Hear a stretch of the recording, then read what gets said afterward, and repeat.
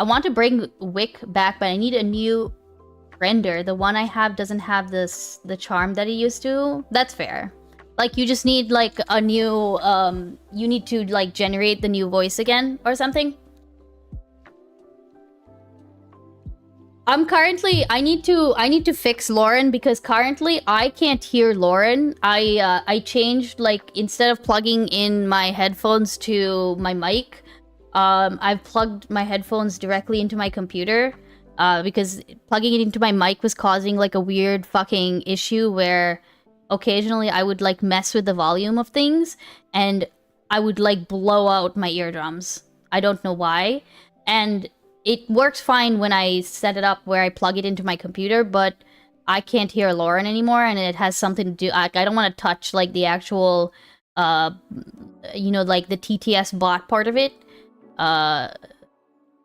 until I figure it out, you know? We need to stop her saying plus. That's the other thing I would like to fix. I'd like to fix... I mean, it's funny, but sometimes I'd like her to not say it. You know what I mean?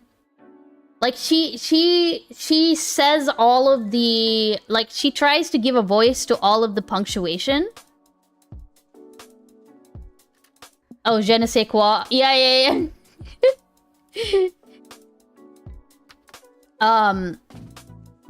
I've told this streamer Chud at the ICE facility that he's addicted to child porn, and he said, "What if I am? Been looking for his channel ever since." What the fuck?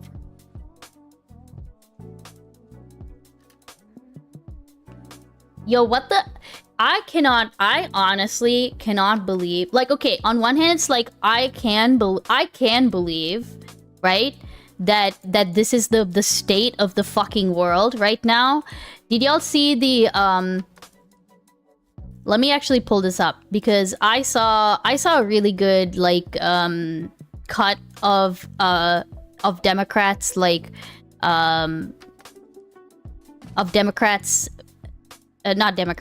Republicans kind of coping away the gas prices thing. And actually, I think that might be good to look at real quick. Because... let me see if I can even find it. Bro really said calling yourself a pedo to own the lips. Well, so yeah, okay, so I saw that TikTok or that compilation or whatever, right? I might have not saved it. But it was just basically like a compilation of like GOP like senators and stuff, you know, and what they said about gas prices when Biden was in office, and then now how they're preaching essentially patience with Trump and his gas prices, right? And the oh, here we go, I found it. Ooh, I did actually find it. That's great. Hold on, let me go back up. Okay, here, let me do this real quick. Okay, cool. What should Congress do about gas prices at $4.11 national average? Well, there's nothing we can do. I mean, I don't like to brag about all the expensive... Okay, so just for context, this is like the top is what they said in, like, you know, back during Biden's term, and then now, like, the bottom is where they're saying now. Expensive places I've been, but earlier today I went to the gas station. Gasoline and diesel fuel and oil is a product of the conflict in Iran. How do you square that patience with impatience with gas prices under Biden when it at times is $3.30, $3.40? I don't have to square anything with you. Okay? Jesus. Politicians should not get a free pass on the ridiculously high energy prices under the Biden administration. Do you think that the war should stop because of this? How patient can you be? About energy prices. Just because gas prices have come down a little bit, they're still really high. $4.30 gas prices. Do you think the war in Iran has gone on Walks long enough? away. Americans are not joyful when they go to the gas station Fucking Lindsey Graham, bro. and fill up their car. Gas prices at $4.30 national average. Do you think the Iran war has gone on long enough? Oh, it's not about how long it goes on. It's about how it ends. Americans are so displeased with gas prices, they're slapping these Biden "I did that" stickers on the pumps. We ought to drag those oil companies in and and chew them out. I think they. Yeah, blame it on the oil companies. That's amazing, bro. They're gouging. In my state. Yeah, I used to be joyful when going to the gas station. Like, seriously? How does Lindsey Graham breathe with that cock down so far down there? Ow. Lindsey Graham has been doing it for years, okay? Don't worry. Don't underestimate his ability to do that. The average price of a gallon of gas has gone from just over $2 to now well over $3. And it is the policies of this administration that's causing it. How do you explain the patience for prices around $4 a gallon now? Because the difference is solving the problem, not creating a higher price environment like the Biden administration was doing with the Green New Deal. We're pumping more oil and gas than we ever have before. Well, then why aren't prices coming down at the pump? Gasoline is a commodity that has a worldwide price structure. So I have patience for now. Buttigieg is talking about, Teslas Bro. and battery-powered cars while the American people can't afford gas. We'll get gas prices down. It's just we're going through the important resetting the stage on Iran. If you got Bro, this is crazy shit. This is crazy shit. Oh my god. Just for the record, this isn't hypocrisy. They have complete consistency here. It's just the value they're consistent on is subservience to, Yeah. Oh yes, Angry Moose on the loose. Exactly. Cox. Nothing less, nothing more. A job, you have to travel to your job. That means that it's going to cost you more to travel. It's a small price to pay whenever you consider A that small it's saving price. millions of lives in the future. Record. Okay, I'm gonna be honest. I didn't watch like the end of this. I only watched till like about a couple senators ago. But holy shit, bro! Gas prices, I know they're down a little bit, but nationally 60% higher than they were when Biden took office. What do you hear from your constituents about gas prices? Do they also see this as just a short-term thing? I hope so. I mean, that's one of Oh my god, who is this Chad? Who is this Chad? Who's that? Wisconsin! Alright, Wisconsinites. Ron Johnson? Hold on. Is he up for re-election? Can we find out? How do you like, is there a way, actually, you know what? Is there a good way to find out like who's running in 2028?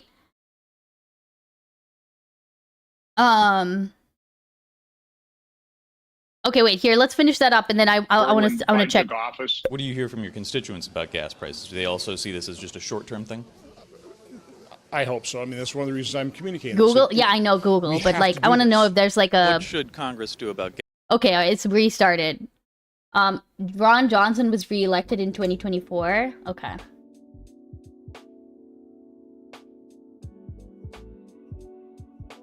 I need to do the thing you do, kid, and switch to like DuckDuckGo or something, Which senators are up for re-election in 2026? Okay, wait, I don't get it. So you have senators whose terms expire in 2027. Is that how it is? Chat GPT would tell it to order by dick size.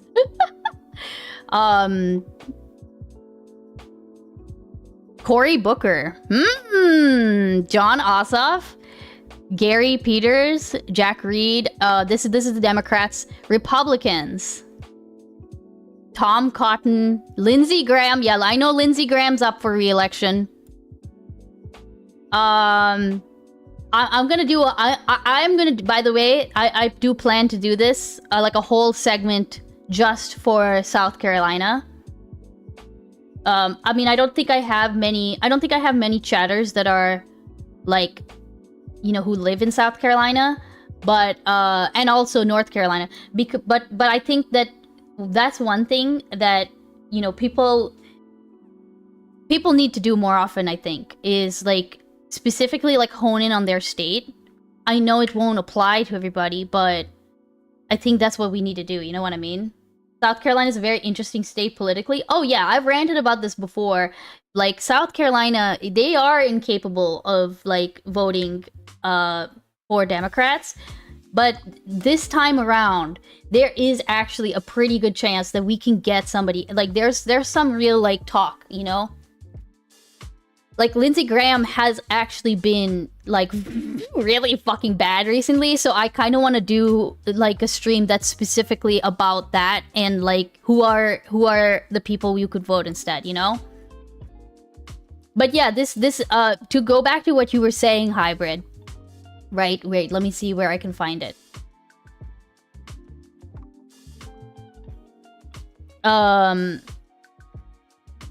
The admin has already stated they expect prices to be high into next year, so buckle in. Oh, yeah, I'm under no, like, I've had, like, so, you know, we have Pars in the community, right? And so Pars is our Iran correspondent. And like, one of the things I've learned from Pars is, like, there's zero way that we are seeing a drop in gas prices anytime soon. Ooh, I made friends with a pastor, and we've been making the police chief's life a living hell for blocking the mask ban. That's crazy. That's really cool, actually. Third Way has a whole conference segment on that state alone. I've not looked into that much yet. Oh, wait, do you have a link? Third Way? Wait, Third Way. Is that Third Way? Is that the, Is that the... Why is Third Way familiar?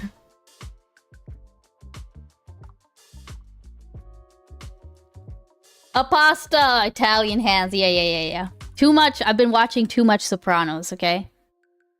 Third Way. Oh, right. It's this... It's like a centrist Democratic think tank?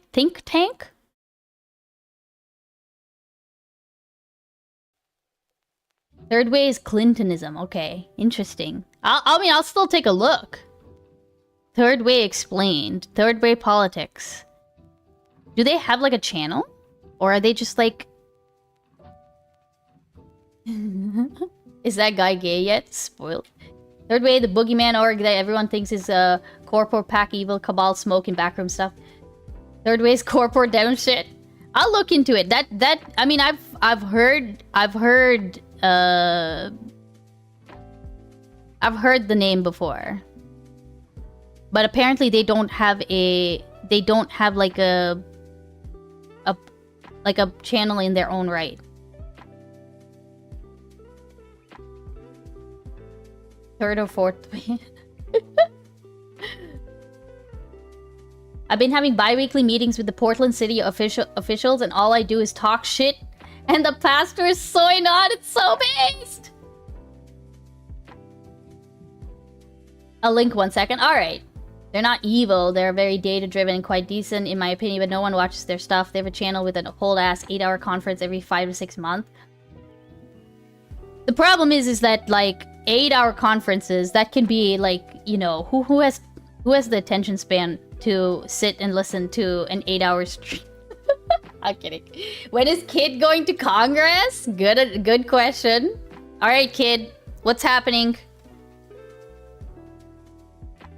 Me? I literally do. No, I know. I'm joking. I'm saying that as people sometimes sit here and watch me for like 8 hours, right?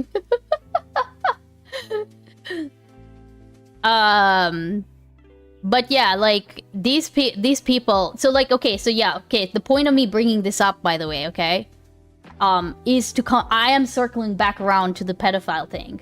Like, if this is, it is not surprising if you see this kind of like kowtowing, right?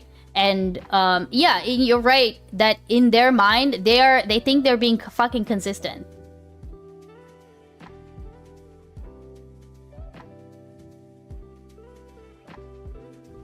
I can't. I say way too much saucy shit online. You know what? You're not fucking wrong, okay? Oh boy, I love Pedophile P Saturday. Hey, DB Cyclops. Thank you. Thank you so much for the tier 1. 11 months, that's crazy, bro. Thank you, I appreciate it. Although, you know what? You know what, Jordy? I'll say this. The sussy shit you say online can't be too crazier than the sussy shit that the GOP says. But I understand what you mean. It's a double standard, right?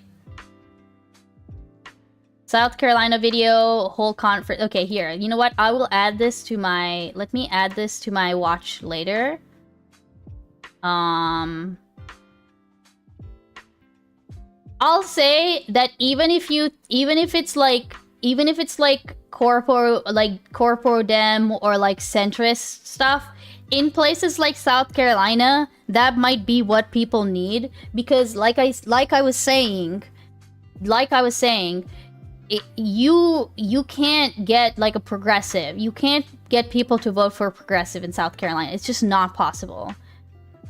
So like, you know, you need something that is... You're gonna need something that is, like, appealing to them, you know? And that can mean sometimes, like, centrist. It's just... I'll tell you what I just don't like, right? I just don't like it if... I just don't like the overturned window shift, I think, is my issue with it, right?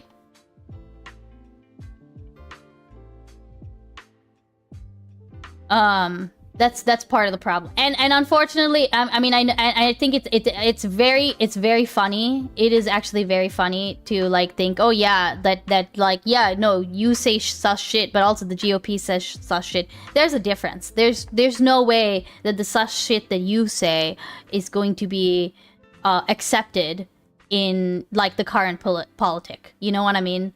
Like, you're correct, McFiston, in the sense that like, Donald Trump can say this shit. He can actually say this shit. And if I said it, like, if I said this, right? Like if I said this at work, I would be fired. If I said this on stream, I'd be suspended at the very least. Right? If I said this in public, who knows? If I announced this, if I stood up on stage and announced, I'd probably be fucking arrested, bro. You know? Okay, Jordy, I want to say the funniest thing that came out of one of your recent streams, by the way, it was the stream where you were going over that, the bunch of people who had been arrested, because one of their group, like, shot a officer in the face, right? Or in the eye or something like that. And it was like the reason that they were able to find out all of their like signal chats was because they were using, what were they using it like? Well, first of all, they had that one guy there was a bunch of like things that they did quote unquote wrong, right? Like their OPSEC was shit. And of note, they were using Signal on Apple devices, which, you know, apparently Signal is fine. The problem is that Apple notifications will retain, or like has a memory. And so they were able to pull like all of these like incriminating messages from the Apple notifications, even though Signal deleted their things, right? And the funniest part about all of that was like the part in the court documents where like somebody says like, oh, I don't want a Fed post. And then the federal agent who is like reading this or whatever is like, I don't know what Fed post means. That was the funniest shit, bro. Oh my god. It was so good. Like, what? Oh my, it was so that was actually cinema. Like, I almost want to go back and find that, like, that and just screenshot that, you know? I gotta run and read my dark horror romance book. Ooh, have fun, Hybrid Heathen. Thanks for the links, I appreciate it. In Minecraft is so back, baby. Oh yeah, sure. I mean, for me, I've locked down quite a bit. I've limited, like, I'm trying to think about how to structure some of the things I want to cover, without straying too far. Like, I really want to talk about the Department of State, right? Because I don't know if y'all have heard this, and I'm gonna do a segment on this specifically. The Department of State essentially fired a bunch of, like, foreign service officers recently, and it's a shit show. Like, it's actually a shit show. And I want to go over it, obviously, but I need to be careful. Not because I want to say anything. I'm not, like, y'all know me, I'm not at risk of saying anything that is crazy or that would get me put on some kind of fucking list or something. But just even my wording, right? So I want to like, yeah, I want to be careful about that, right? Streaming just makes me nervous about making my lawyer mad at me. I'm too aware of how incompetent fans are to care. Yeah, I think that's, you know, that's fair, right? I don't stream for a reason. Hey, look, I am fine. Like, there are certain things I will not do. I'm fine doing some things. Like, I feel like whatever I've done so far is great. I do want to focus on like, not local stuff, but even like state stuff, you know? Because I think that's easy enough, and it's not gonna get me in trouble with work or something. Okay, as a complete aside, okay, this was yesterday, but I think we need to look at this again because it's just nice, okay? The Joe Biden is still up. Hey, Mr. Miser.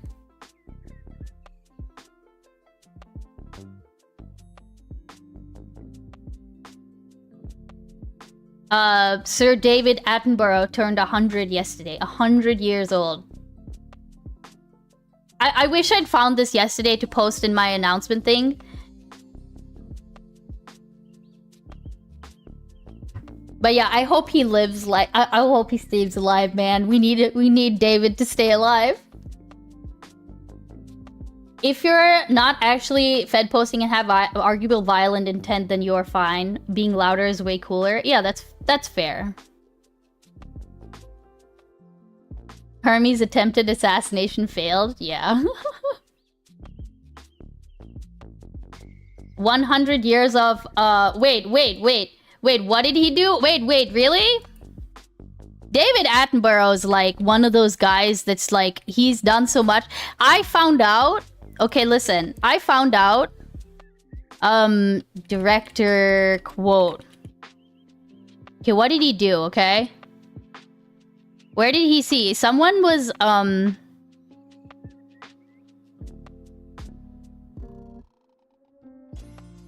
he's like been like the narrator for like fucking everything, okay? Wait, it's not a quote. They asked him to be the director. And let me see if it's in the comments here.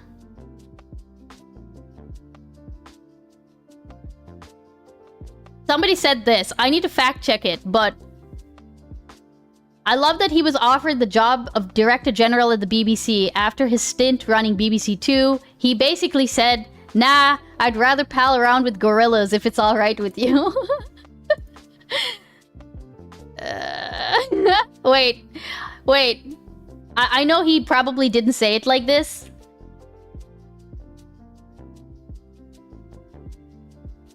I don't think he said it like that. Palled around? No. I need to find the quote. I need to find it. I hope it's a real quote. I'll just say that, right? The miserly burb assassination attempt failed as well. Okay. Let's get this up. because one thing that we haven't done is catch up with our with the old buddy Shark. And this came up on my content suggestions. I have no idea what it's about, so we'll watch a little bit of it at least and see if we like it. Okay. Kuyamaya Stupa, welcome in. But yeah, I think like so going forward as well. We are gonna go back into doing politics segments. Like I think I'm like finally in the headspace to go back to doing a little bit of it. But then, you know, after that we'll return to doing like our shitter normal morning content, you know?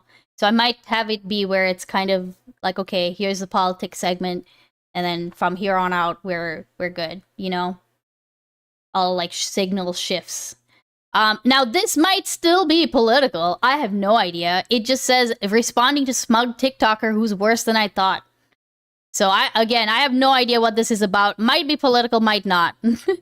I brought some gorillas for palling around. Okay, sorry, real quick. One thing that I do love is that gorilla slide, dude. Have you okay.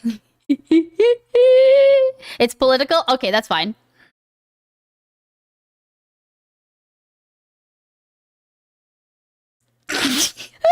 It's so good, bro. Also, by the way, don't like this shit. Okay, this is funny. This is funny. However, look at how fast it comes at you. Like, bro, what the actual fuck? That is scary as shit. Like, I know gorillas, like especially like the silverbacks, right, are scary as fuck to begin with. But that speed is crazy. Bro on skates? Yeah. All right. Oh, it's talking about voters. The ADHD strong. Yes. I don't know where my meds are. Okay, I took my meds. They have not kicked in, apparently. Okay, all right. Let's see what Shark's got to say. Entire place away in lieu of your interests. No, actually... Actually, that is the center and the right of the Democratic Party who would absolutely do that. It's them. It's you who would do that, not us. It's you. And I'm tired of it. I'm sick of it. I'm sick of pretending like these opinions need to be taken seriously because they're so fucking stupid. They don't even make any sense. The problem is online leftists have never felt this level of discomfort before in their lives, and they don't know what to do with these big feelings when it comes to politics. Because Oh, okay. I'm getting the idea of what this is about. Okay, wait, Kuya. Fun fact, gorillas have tiny penises. Just thought that was interesting. Fucking amazing. All right, okay, that's it. That's interesting. Okay, actually, hold on. I'm gonna restart this, okay? I'm gonna restart this. I'm also gonna get hydrate. Thank you, female eunuchs. Let me go get my drink, and then we will start this. Okay? Yeah, You sometimes hear people compare their genitalia to gorillas. Oh no! All right, here I will go get my drink.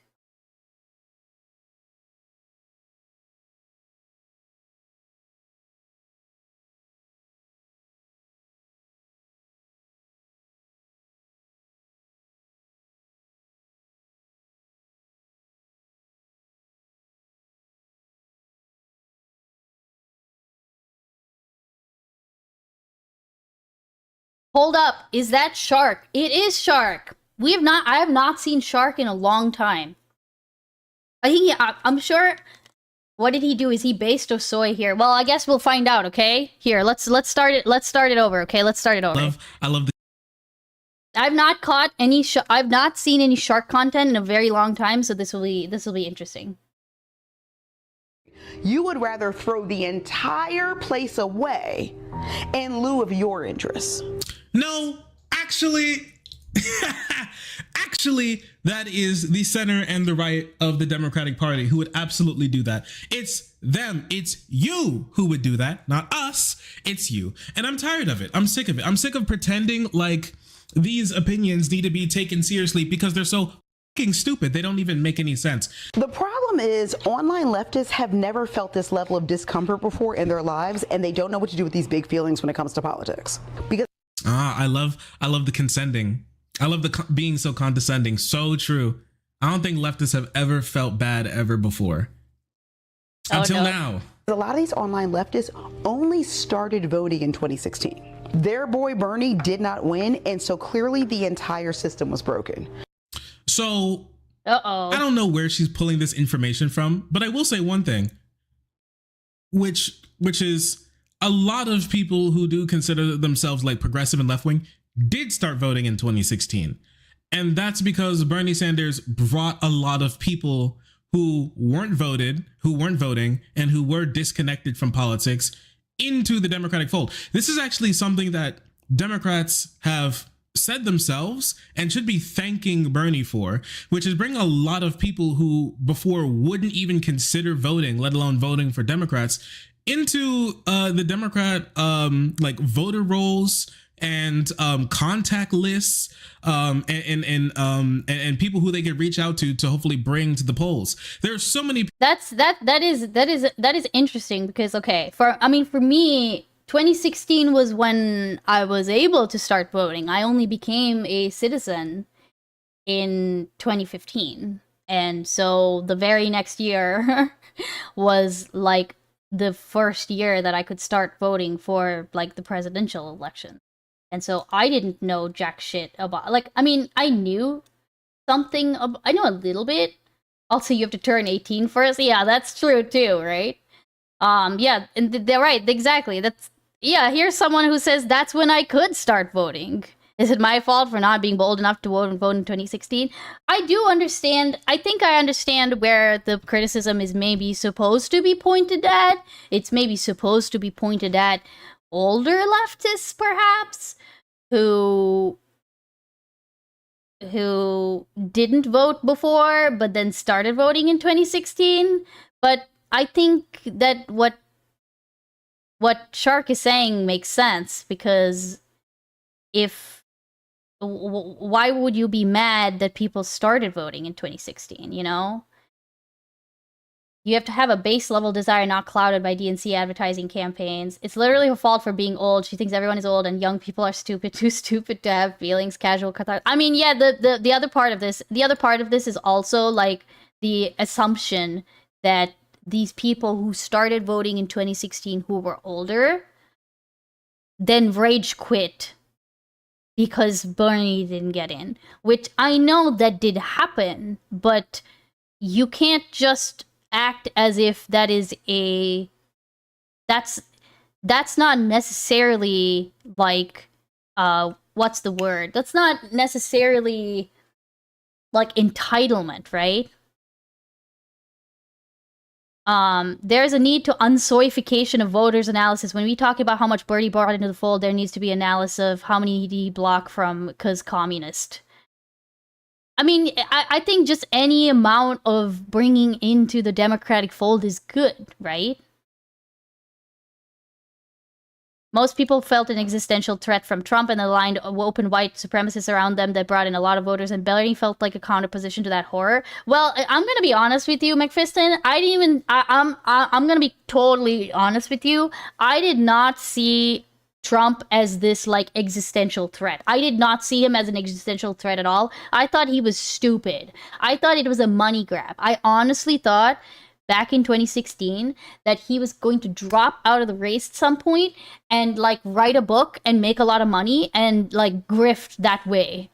And in a way he did. He's correct. I was correct in that he did grift with the entirety of the United States of America, right? But I honestly thought he was doing it on a fucking lark, you know? Not necessarily if you brought 3 commies but lost 6 wine moms, then by definition it's bad. Yeah, that's fair, Angry Moose on the Loose. But is that what actually I guess that's the other question, is that what actually happened, right? Like, did we lose wine moms by bringing in Bernie? Maybe you can talk about, like, I don't know. I see your point, though, right? Trump was the most existential threat in our lifetimes at the time, and still. No, I'm saying, I'm not talking about whether he was the existential threat. I'm talking about whether people knew that he was the existential threat.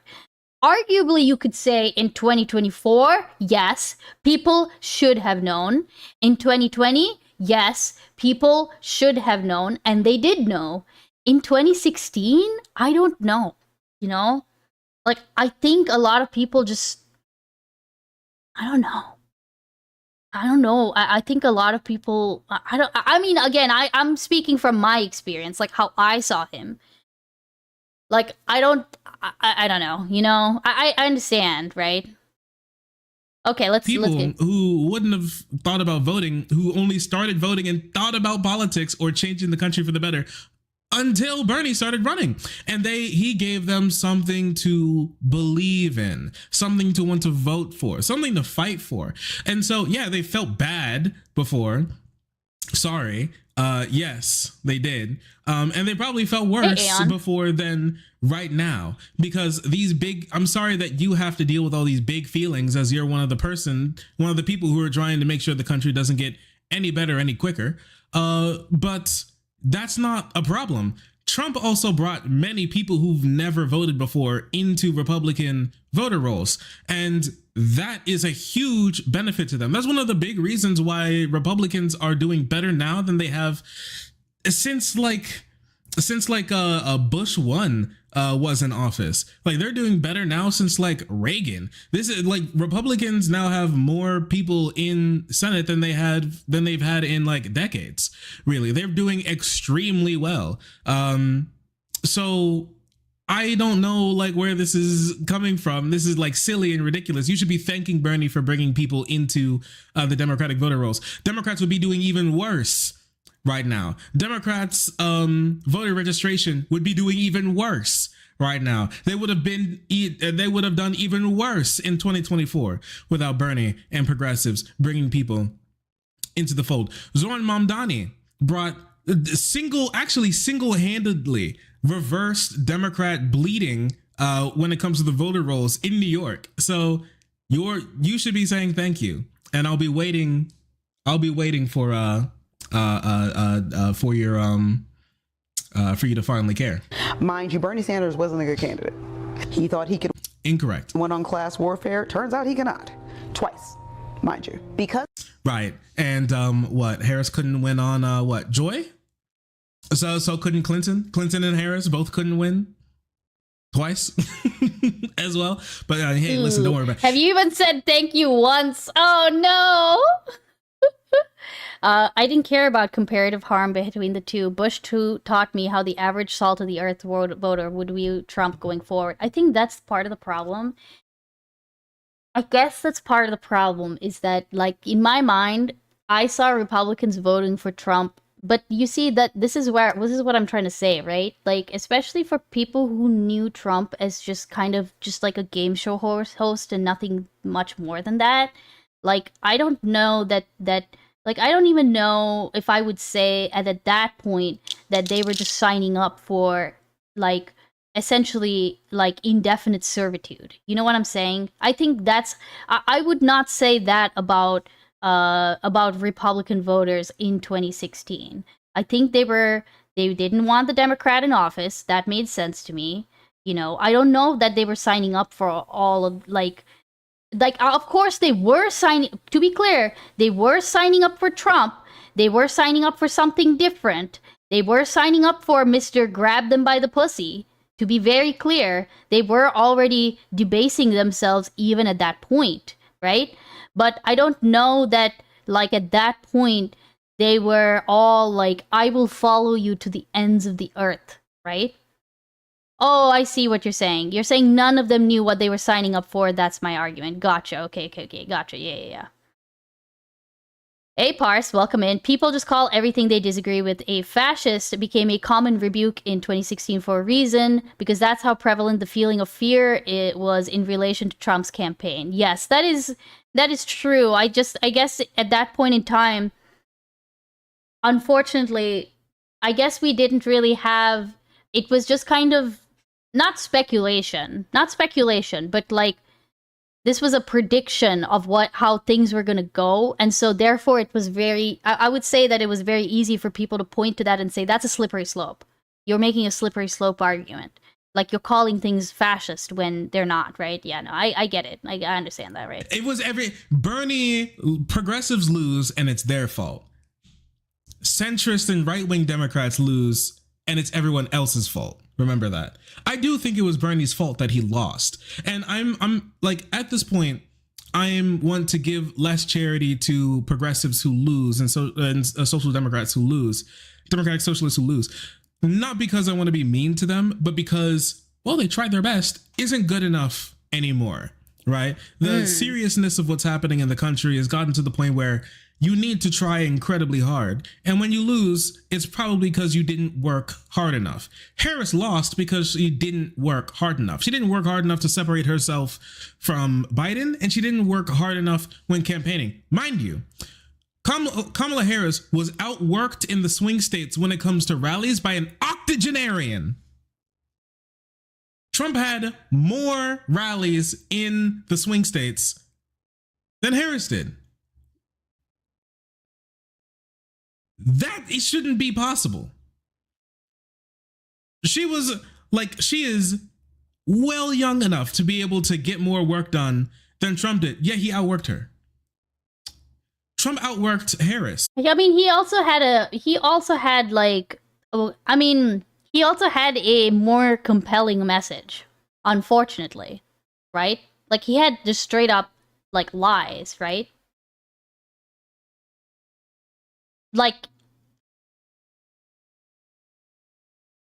He had a more compelling message. I'm going to bring your gas prices down. I'm not saying it's like true, obviously. It was a crock of shit and we know it.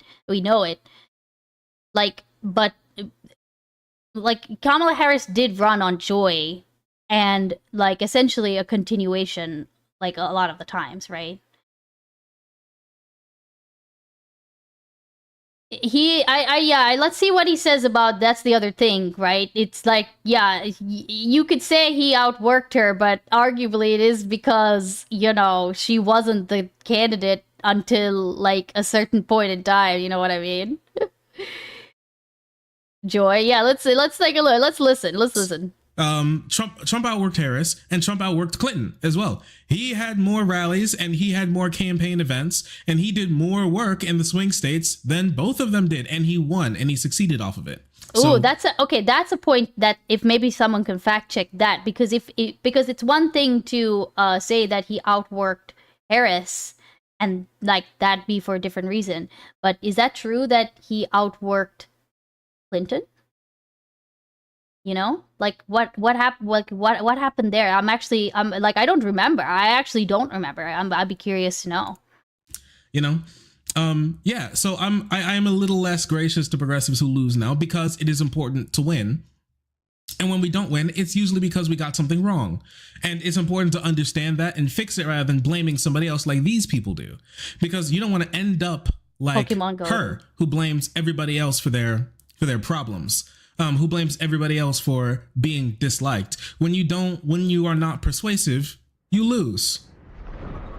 When you don't do a good job campaigning, you lose. When you don't get enough people who come out to vote for you, you lose, right? And it's more likely than not your fault, because we can outwork our competition and we can do that even without having as much money.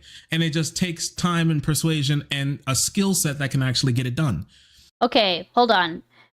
That's okay. Real quick. It's a stupid point. Joe Rogan apparatus and Trump blown up ear won the election.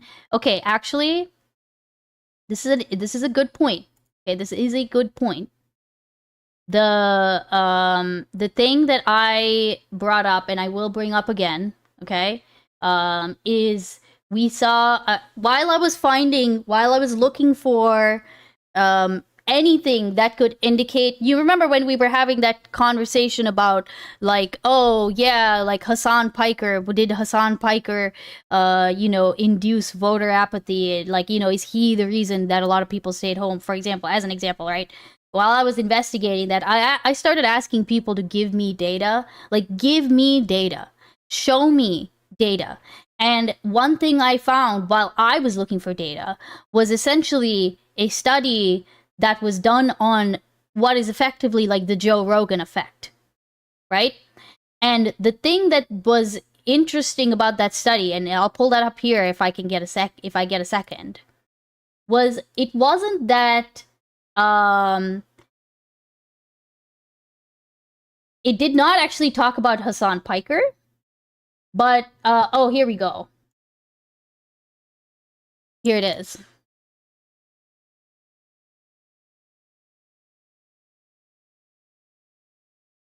So essentially, let me go through this real quick, okay?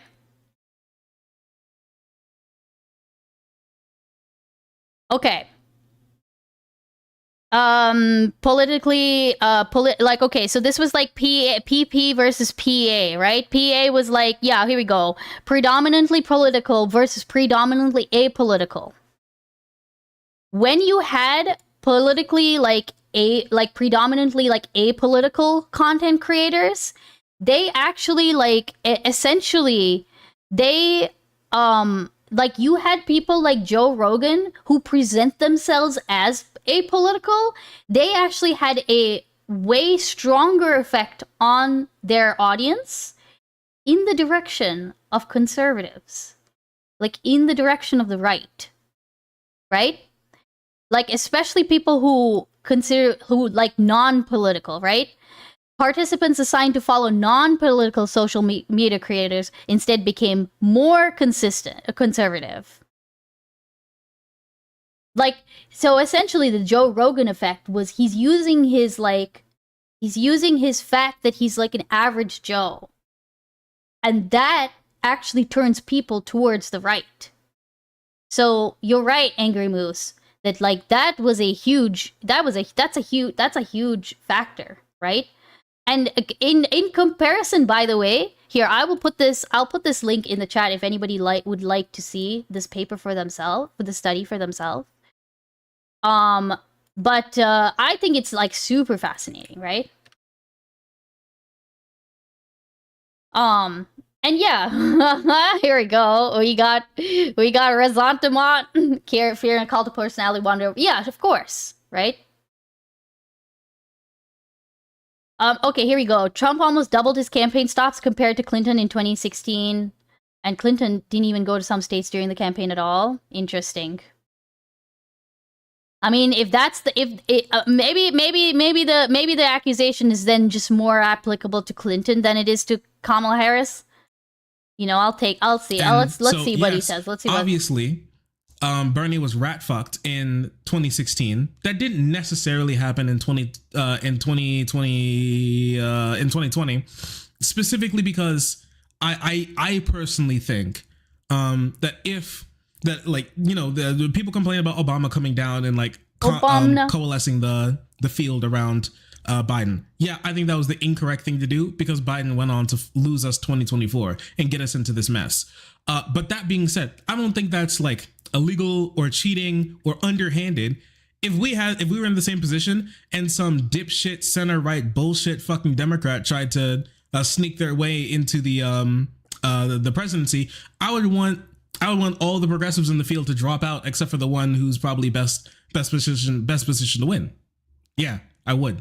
Okay. And I don't think that's wrong. I think that's normal political analysis. Mm-hmm. So. Okay. Okay. I just want to know if they have the same energy for. I just want to know if this person has the same energy for Biden not dropping out and rat fucking Harris and Harris rat fucking herself by not working hard enough to win. Okay, I do agree. Okay, if you're talking about rat fucking, I think, like, somebody put it to me that essentially, like, the thing, I think it was Sen. I'm pretty sure it was Sen, right? Like, Obama's sin was not, essentially what he didn't groom a successor that was a younger person. He groomed Biden to come in after him. Right? Like all the positive attention on Obama like could have been transferred onto somebody else who would have taken up the mantle, and it got transferred to Biden, right? I think I understand that, like that side of it, right? Even though I don't know if I would say that Obama is the one who rat fucked us. I do think that Biden rat fucked us by... I'm sorry, look away, Biden, look away.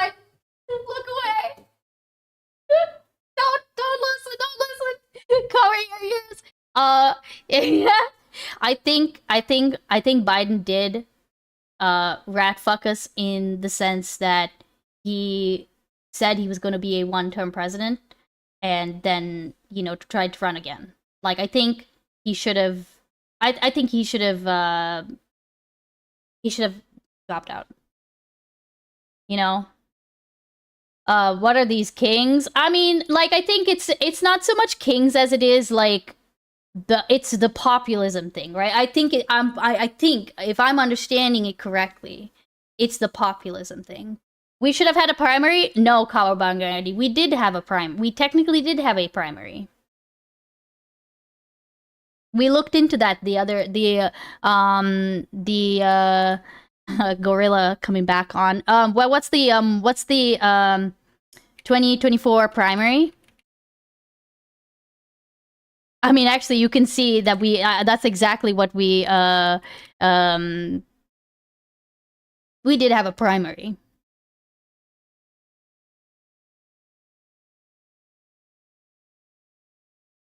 It's just that Joe Biden, like, swept. Right? When Biden said that he presumed Trump would be a one-term president, also being the same age and all, the thing is, like, the thing is, Cassie, I see it as, I don't know if it's like he should have known his age. If he had known that he would probably not be able to do a two-term like, especially considering, like, when you are being re-elected, there is that chance. I don't know. I think they should have seen Trump, like, Trump's first term was a warning. That it was about to, like, ratchet up, right? Especially once, like, this Project 2025 stuff kept coming around. Like, especially now that we know just how fucked up Project 2025 is, because we're literally living it, right? Because we are literally living, like, what are we on? 53. We're just 53%, and already we've been so fucked. Right? We ignored the gorilla in the room for way too long, and his ass slid on us hard as fuck. Trump would have just won harder if we wasted time with the primary. No, we had a primary. We did, It's just that if you've got Biden running, like, that makes sense that he would sweep so hard that we forget that there was a primary to begin with.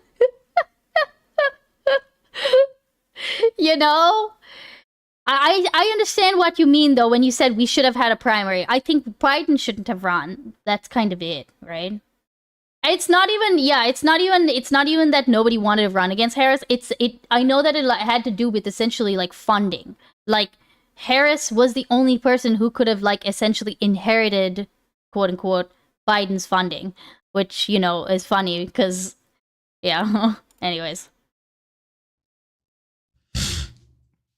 And Clinton not working hard enough to win either by ignoring the Rust Belt. Tic Tac, thanks for the prime. Bezos Box, join the frenzy. Incredibly Pog, appreciate you. To some extent, there's only so much you can do. Yes, I know that we can't literally win everything all the time. Yeah, sometimes the winds of fate blow against you. Yeah, when it comes to Kat did work kind of hard. That being said, she didn't miss debates. She didn't miss campaign events. She didn't campaign as hard as she possibly could have, and she missed events that she could have gotten to, and she could have reached out to more people to possibly win. It was a close loss. I don't actually know about Kat Abu Gonzalez. Like, I don't know why she lost. I know she lost. I didn't look into How far is he into this chick's videos? He's just shadowboxing. It's even worse. Okay, how far am I into this video? It's 8 minutes and 23 seconds. But no, I don't think she did literally everything. I don't actually. I don't actually think she did literally everything in her power to win. She could have done more. Would it have made her win? Ooh, I guess we'll never know unless she tries to run again. But no, she didn't do literally everything in her power. She could have been to more events. She could have talked to more people. She could have knocked on more doors. She could have. Yes. And it is also a lot of progress. He's talking about her campaign the way a boss lets go of his worker. Okay. Okay. I if somebody wants no, actually I'm going to talk about this National in a Progressive fault for not backing her sooner. Like AOC not backing her, like Bernie Sanders not backing her until late. That's also an issue as well. But that comes with being a non-centralized movement as well. You don't have people telling people what to do, and too many people not paying attention. Again, I don't know enough about her as a progressive movement for not getting that done.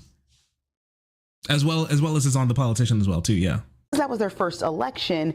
They think it was broken. My first election was Bush v. Gore. Imagine how I feel. Also, does this person think like everybody is fucking 12 years old? 2016 wasn't my first election. It was actually, well, it wasn't my first presidential election. It was actually 2020. It was my first presidential election because I was 2000. So this person was like at least 18 years old in 2000. 17 in 2016. So I couldn't vote. I was just barely getting into politics then. And like, I learned more during college, during Trump's first term. But yeah, I mean, I'm sorry. Like, I'm sorry. Bush versus Gore was Auntie, sad. but not everybody is as old as you. Sure. But I don't even know what this matters. I don't know how this matters. Why can't, and like, can't somebody older than you just do this exact same thing to you? Like, oh, your first loss was Bush v. Gore. Huh. I watched Jimmy Carter lose to Reagan, and then we had 12 years of Republican rule that literally set the country up for failure for the next 100 years. I watched Jimmy Carter lose to Reagan, which set us up for the American century of humiliation. He did pause her after like 2-3 seconds. You don't know shit. Like, okay, sure. Keep pushing it back, Auntie. I don't know. Cool. Yeah. Just because you lived through a bad election doesn't mean other people did as well. I mean, they did. Not as did. well. Okay, sure. I mean, they did, but that doesn't mean that like that does not mean that your reaction. I think the idea is that your reaction to Bush versus Gore can't necessarily be the predictor of how people reacted to Bernie versus like the Bernie primary, right? I don't know why you're special. Had the courts not decided the 2000 election, but we didn't stop engaging in the political discourse. Yeah, imagine what life would have been if Reagan and Nixon never got into office. Imagine what life would have been if Herbert Hoover didn't get into office, causing the Great Recession. Sorry, the Great Depression. Imagine if Andrew Jackson never got into office and engaged in the genocide of the Native Americans. Yes, bad things happen, and they will continue to happen. Okay, I blame her for not using Bush versus Gore to carry out her political advocacy a decade earlier. To be fair, we don't know if she did, right? To be fair, we don't know. But, you know, we'll listen. Not special. I'm sorry, you're not the only person who has ever seen a bad election before. And we won't be the last either. Discourse and trying to throw the entire party away. We just needed to be better. We needed to find ways for incremental change. The problem with online left, but we didn't stop engaging in the political discourse and trying to throw the entire party away. We just needed to be better. We needed to find ways for incremental change. Was there a cut there that I missed? Like, I'm confused. What happened? The Great Recession. Sorry, the Great Depression. Imagine Imagine if Andrew Jackson never got into office. Bad things happen, and they will continue to happen. Okay, you're not special. I'm sorry, you're not the only person who has ever seen a bad election before, and we won't be the last either. Discourse and trying to throw the entire party away. We just needed to be better. We needed to find ways for incremental change. The problem with online left, but we didn't stop engaging in the political discourse and trying to throw the entire party away. We just needed to be better. We needed to find ways for incremental change. You know what's so funny is because they did try to throw the party away, and they partly succeeded by getting Obama into office after running against Hillary Clinton. And mind you, okay, so wait, what? Huh? What? Hold on, I straight up did not understand that. But we didn't stop engaging in the political discourse. Yeah, imagine what life would have been if Reagan and Nixon never got into office. Imagine what life would have been if Herbert Hoover didn't get into office, causing I'll stop going back. The Great Recession. Sorry, the Great Depression. Imagine if Andrew Jackson never got into office and engaged in the genocide of the Native Americans. Yes, bad things happen, and they will continue to happen. Okay, you're not special. I'm sorry, you're not the only person who has ever seen a bad election before, and we won't be the last either. Discourse and trying to throw the entire party away. We just needed to be better. We needed to find ways for incremental change. The problem with online left, but we didn't stop engaging in the political discourse and trying to throw the entire party away. We just needed to be better. We needed to find ways for incremental change. You know what's so funny is because they did try to throw the party away, and they partly succeeded by getting Obama into office after running against Hillary Clinton. And mind you, okay, so I really want to know what her opinion on Clinton is, because Clinton lost twice, just like Bernie did. The only difference is there was no movement that came behind Clinton to bring new people into the party, to bring generational change and new ideas in. Clinton just came in, had a bunch of like right-wing Democrats vote for her, and then vote against the black guy when she got into office. Okay, so wait, I'm so confused. How was voting for Obama throwing the party away? Obama was kind of portrayed as a big progressive win at the time.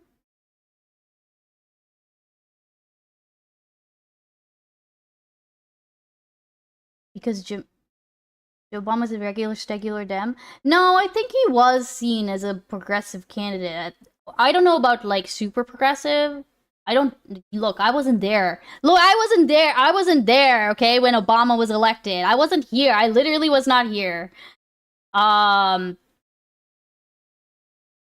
Yeah, progressive often doesn't mean the parties.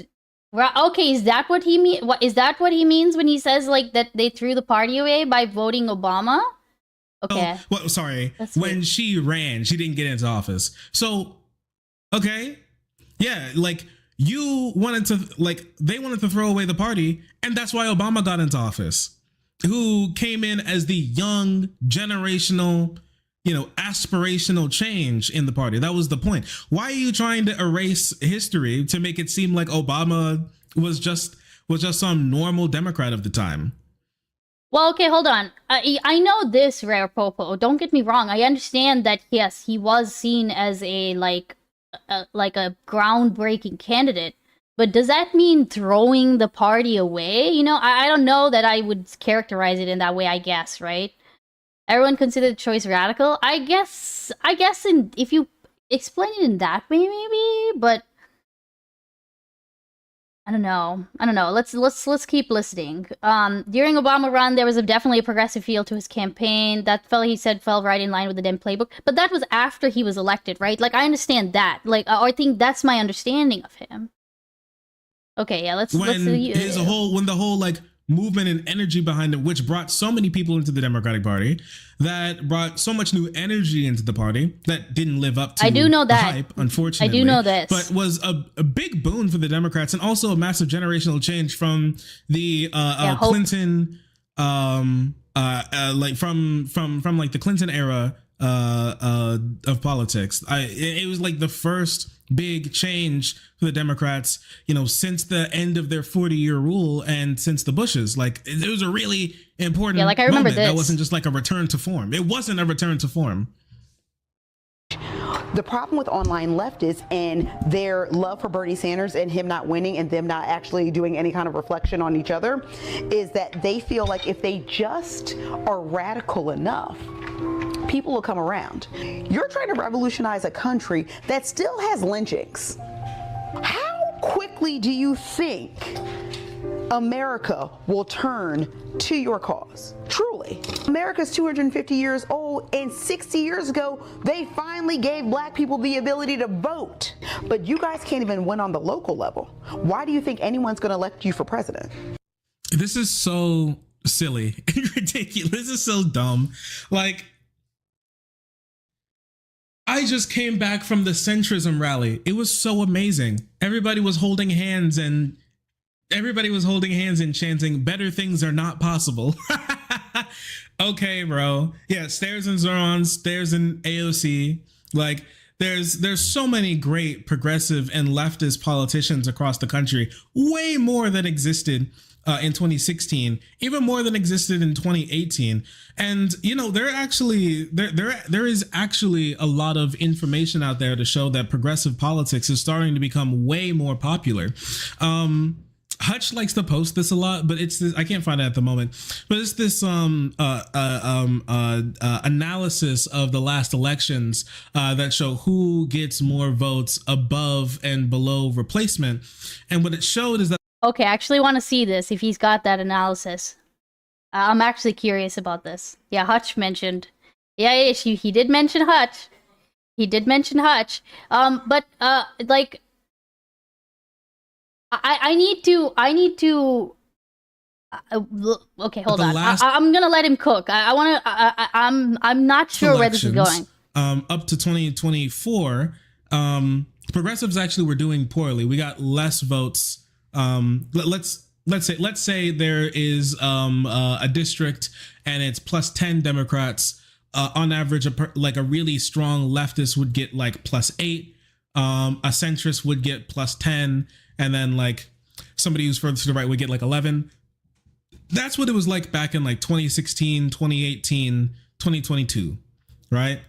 Now it's more like centrist Democrats are now, let's say we're in that same plus 10 district.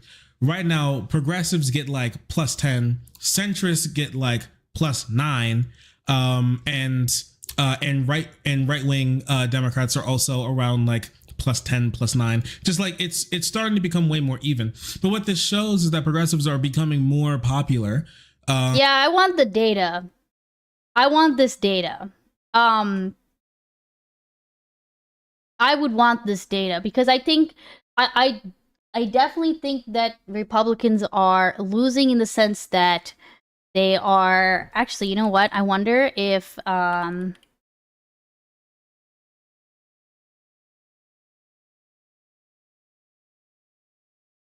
wonder if like I wonder if there's something in here that I can find. You know?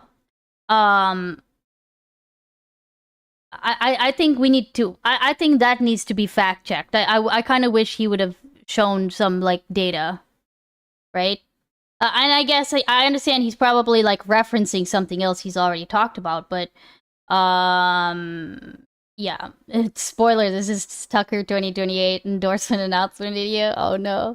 As our ideas start to disseminate into people's lives and how much centrist Democrats have started to fail them, people are starting to understand, and how much people are starting to dislike party leadership, which is still hell-bent on fighting the party when it comes to the direction that they want to move. And hyping up right-wing talking points about the party as well, being like too left, which is ridiculous. Very, very dumb. Very stupid dumb. Incorrect. Huh. These are the type of people who push things like maybe we should be more racist and throw trans people under the bus to win elections this time. No, I don't think so. I don't think so, actually. I mean, okay, hold on. Is that actually happening? I'm actually, like, I know, like, there was that whole thing with Gavin Newsom, but is that actually happening? Like, is that actually happening? Because I don't feel, I feel like I've not really seen that on the like, I don't know that I've really seen that. Again, like, I think so far, a lot of things have been happening, like, whether or not we like it, right? Depends on what he means by being racist and throwing trans people under the bus. Yes. The thing is, the way people talk about what should and should not be talked about is and always will be dumb. I don't think we should be more racist. I mean, stop. Didn't Gavin just say let the leagues decide on trans in sports? Well, I'm saying, like, okay, no, I'm saying what he is referring to. Guys, like, I'm curious as to what he is referring to when he says that that is the direction that they're going in. Because on one hand, I can argue, I could probably, like, you know, that whole, like, Gavin Newsom podcast thing, like, the comments he made on trans, like, whether or not you think that that was, like, reasonable or not, like, because I can imagine some people, like absolutely, like, interpreting that way. However, and to be clear, there are things that Gavin Newsom has said that I don't like that are quite apart from all of this. But that doesn't mean that that's what they're actively advocating for, is more racism and stuff, right? It's a critique of messaging? Sure. Yeah, welcome in, Neon, by the way. Okay, hold on. And leftists do absolutely win locally now. There are so many DSA members locally. This person just has no clue what they're talking. How have you looked up? When was the last time you've looked this up? Or does everything that you believe come filtered through something that's paid for by the DNC? Is that everything that you believe? You don't read news or something? You don't look into local elections?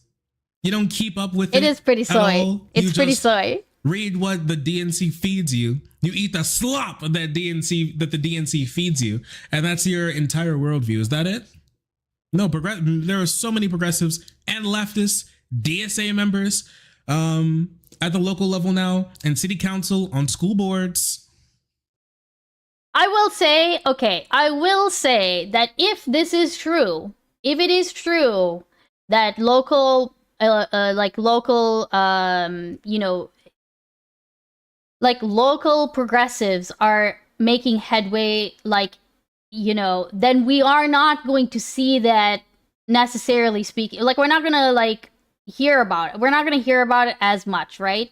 But this is where you would need that data, right? Like, this is where you would absolutely need to just, like, slap a fucking link and say, hey, this is how you can see, like, kind of, like, or, like, at least track, like, the changes that are occurring. And let, you know, and I understand that's not necessarily, like, Shark's, like, burden to put that together or something, but it would help, right? Because otherwise it's just, you're saying something, and, like, if you don't have any data, somebody like Hutch could just, like, dismiss that out of hand entirely. Like, this is just vibes, you know what I mean? But, like, I'll give it in the sense that, like, if it's happening, we are not going to necessarily see it, right? Race is very much in the fucking discourse. Here, let me actually take a quick peek. Mississippi House. Oh my god, I hated when this happens, bro. Okay, wait, hold on. Mississippi House debate redistricting in Old Capitol where Jim Crow and secession were passed. Jesus. Oh wait, blah blah blah blah blah. Oh, so they're doing they're debating moving diluting black voting power in a building where officials previously voted to systematically disenfranchise black citizens. Oh no. Oh, I see. The House chamber in the current Capitol is undergoing renovations. Oh, so that's why they're going to the old Capitol Museum for the special session. Okay, gotcha. I mean, I guess it depends on how you see it. You know what I'm saying? I would rather I get it. I think that the more crazy. Like, the crazy thing is that you're sitting there and debating it at all. You know what I mean? I think that that is the crazier thing. I think we should focus on maybe that. You know what I'm saying?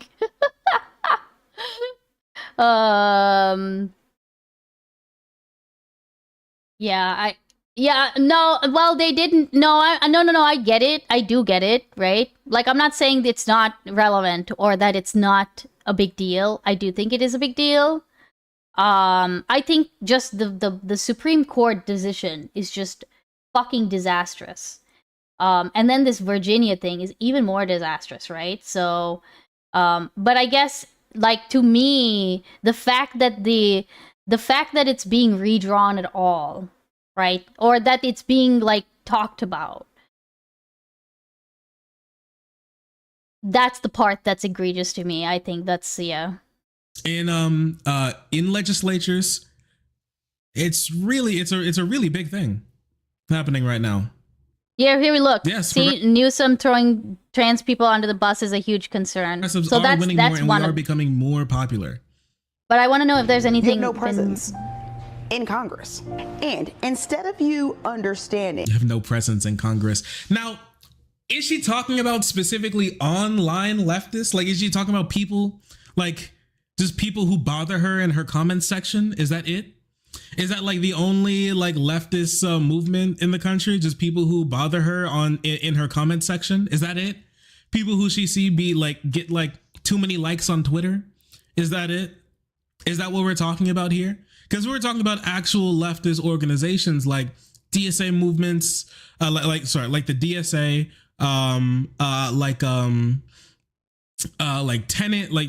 tenant unions and tenant advocacy groups, like mutual aid groups as well. I mean, like, AOC, one of the most popular politicians and the person, one of the politician who gets the most amount of small dollar donations in the country, is a DSA member. So, okay, what did Newsom say that was throwing trans people onto the bus? If I remember correctly, wasn't it like I think it wasn't so much that he wasn't holding a, like, sort of reasonable position, more so than the entire, like, the fact that he was talking to Charlie Kirk about it, the fact that it was kind of one of those, hey, I'm gonna reach out to you, and here's the thing that's gonna endear myself to you, is I'm going to say, I think we should, I think that the sports thing is, like, we shouldn't be pushing for the sports thing, you know? Which, like, there's a difference between, like, that position in and of itself and what you think of that position and whether it's reasonable or not, and, like, the context in which that position is being, like, held. Does that make sense? If I remember correctly, I don't know if he said anything else that was specific about. Does anyone remember what he actually said? What did he say? Right? Most people, Dems have thrown trans people on the bus with a dead name situation. Wait, what dead name situation? I know that there's been, like, a slew of legislation that's essentially like, aimed at making trans people's lives harder, but that's not necessarily been, like, Dems throwing them under the bus. It's just, like, they're being steamrolled, right? But the debate is whether trans people should have basic rights. The entire sports issue is a red herring. I do agree that there are some things we can back. Okay, strategically speaking, I do think that there are some things we can back off of if it means that we are protecting or we are shielding a more important issue like healthcare for trans people, right? Like, I do agree with that. I'm just saying that, like, okay, here's a no, I'm not saying that's throwing a specific group under the bus if you're talking to a specific person. What I more think, and this is okay, here, let me actually use an example that I've used before as to kind of show you how I think about it, right? One of the reasons I am skeptical right now about Gavin Newsom is because, for example, he's indicated, right, that here, let me pull it up. Gavin Newsom, what did he say about okay. What did he say this?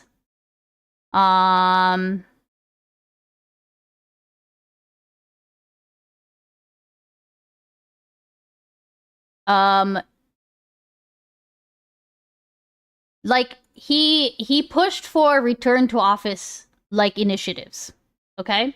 And I was actually arguing about this like the other week. He pushed for return to office initiatives, and it signaled to like federal workers that if he were to be the presidential candidate, that he's essentially telegraphing that this is not going to be a thing that he breaks with the Republican Party on, right? Like he would push for return to office initiatives, even though all of the data suggests that like telework and hybrid postures are like more beneficial for workers. And on one hand, it's like, I understand that sounds very like first worldy, that sounds very like petty, that sounds like a really small thing for like a person to decide their vote on. However, especially when it comes to federal workers who have been like shafted by this government specifically, that's a big thing, right? Y'all know my situation and how like teleworking could be like teleworking, like the ability or like the inability rather for me to telework is literally the reason why my life is kind of like living hell right now. And I just happen to know more, or I just happen to like put more weight into, or put less weight into like that specific part of my life, right? Like somebody signaling that they are going to like get rid of all telework for everybody isn't going to be the reason that I make like, you know, that I withhold my vote or something like that, right? I wouldn't do that. However, it's indicative of how people are actually going to think, right? And so therefore, they are worried that they might continue down that path, right? So I think that it's not like a like I don't necessarily I don't think, especially if it's coming, you know, it depends, right? Like I'm gonna believe trans people when they say, if they say, like I'm gonna give more weight to trans people when they say that they feel like that either or, right? That either they do feel like Dems have thrown them under the bus, or they don't feel like that's really happening. Does that make sense? Just like I would give federal workers a tiny bit more credence, even if at the end of the day, even if I judge them for not voting Gavin Newsom versus Trump, right? Even if I would judge them, I would understand why they kind of came to that decision, because they don't feel like Gavin Newsom has their back. Again, it's a kind of a weird, like, sticky situation, right? Anti-trans, I think it's just a scapegoatism trans people have suffered for over a decade, and Republicans being in office right now leading to this. Anti-trans laws have trended upwards for a long time and are happening much more now, but that isn't per se the Dems throwing trans people on the bus. Yeah, I agree. I just think that, like, okay, so for example, I do think that like talking to Charlie Kirk, like as your first, like I'm pretty sure that was his first, like he had a podcast and that was his first pick, his first person, right? And yeah, I guess that's that's part of it, right? Because if he had like another Dem on and they were talking strategy and they were talking like okay, trans women in sports, how much of an issue? How much should we push for that? Is that like, you know, should we maybe focus on like pushing for actual like, you know, like healthcare related things, for example? That might still get them canceled. That might still get him canceled by some people who would still say that he's throwing trans people on the bus, but it wouldn't be like, you see how it would be worse, right? Like it would be it's worse because it was Charlie Kirk. I think that's part of it. It's also been a while, okay? But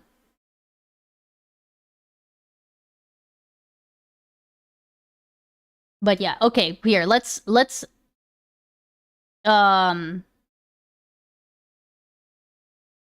yeah, let's get back to the show card. Like, what? Yeah, negligence. Yeah, I'll say negligence. If anything, it is negligence, I think. Negligence or an inability to, like, meaningfully combat it.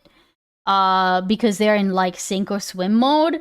But, you know, that last part that I just said is way more of a vibes thing than anything else. You know what I mean? Bunch of others as well. Obviously, Zoran Mamdani. This was recorded after he won. There's a bunch of others as well who are very popular and in Congress or in elected office right now, all across the country. Glad I made it in time. Nice to see you. What's good?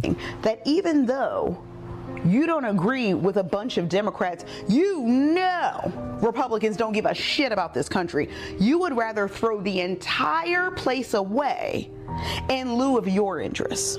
No, actually. Okay, here's the spicy part, right? Actually, that is the center and the right of the Democratic Party who would absolutely do that. It's them. It's you who would do that, not us. It's you. And I'm tired of it. I'm sick of it. I'm sick of pretending like these opinions need to be taken seriously because they're so fucking stupid. They don't even make any sense. Like, can we just think about this for a moment? Let's just think about this for a moment. Let's just think about who is the problem when it comes to the Democratic Party. Let me think.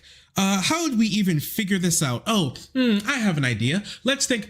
If we were able to find a poll or a survey about people who voted for certain left, right, or center politicians and whether or not they went on to go vote for the party's nominee, and then viewed who has a higher percentage of people who would go on to vote for the nominee, who would that be? What would that come out as? Oh yes, I think I remember, because progressive and leftist and socialists identifying voters were way more likely to go on to vote for Hillary Clinton than Hillary Clinton voters were to go on to vote for Barack Obama back after she lost. So, oh man, that doesn't really go to her point now, does it? Oh wow, wow, that was the same thing in 2022. Wow, crazy.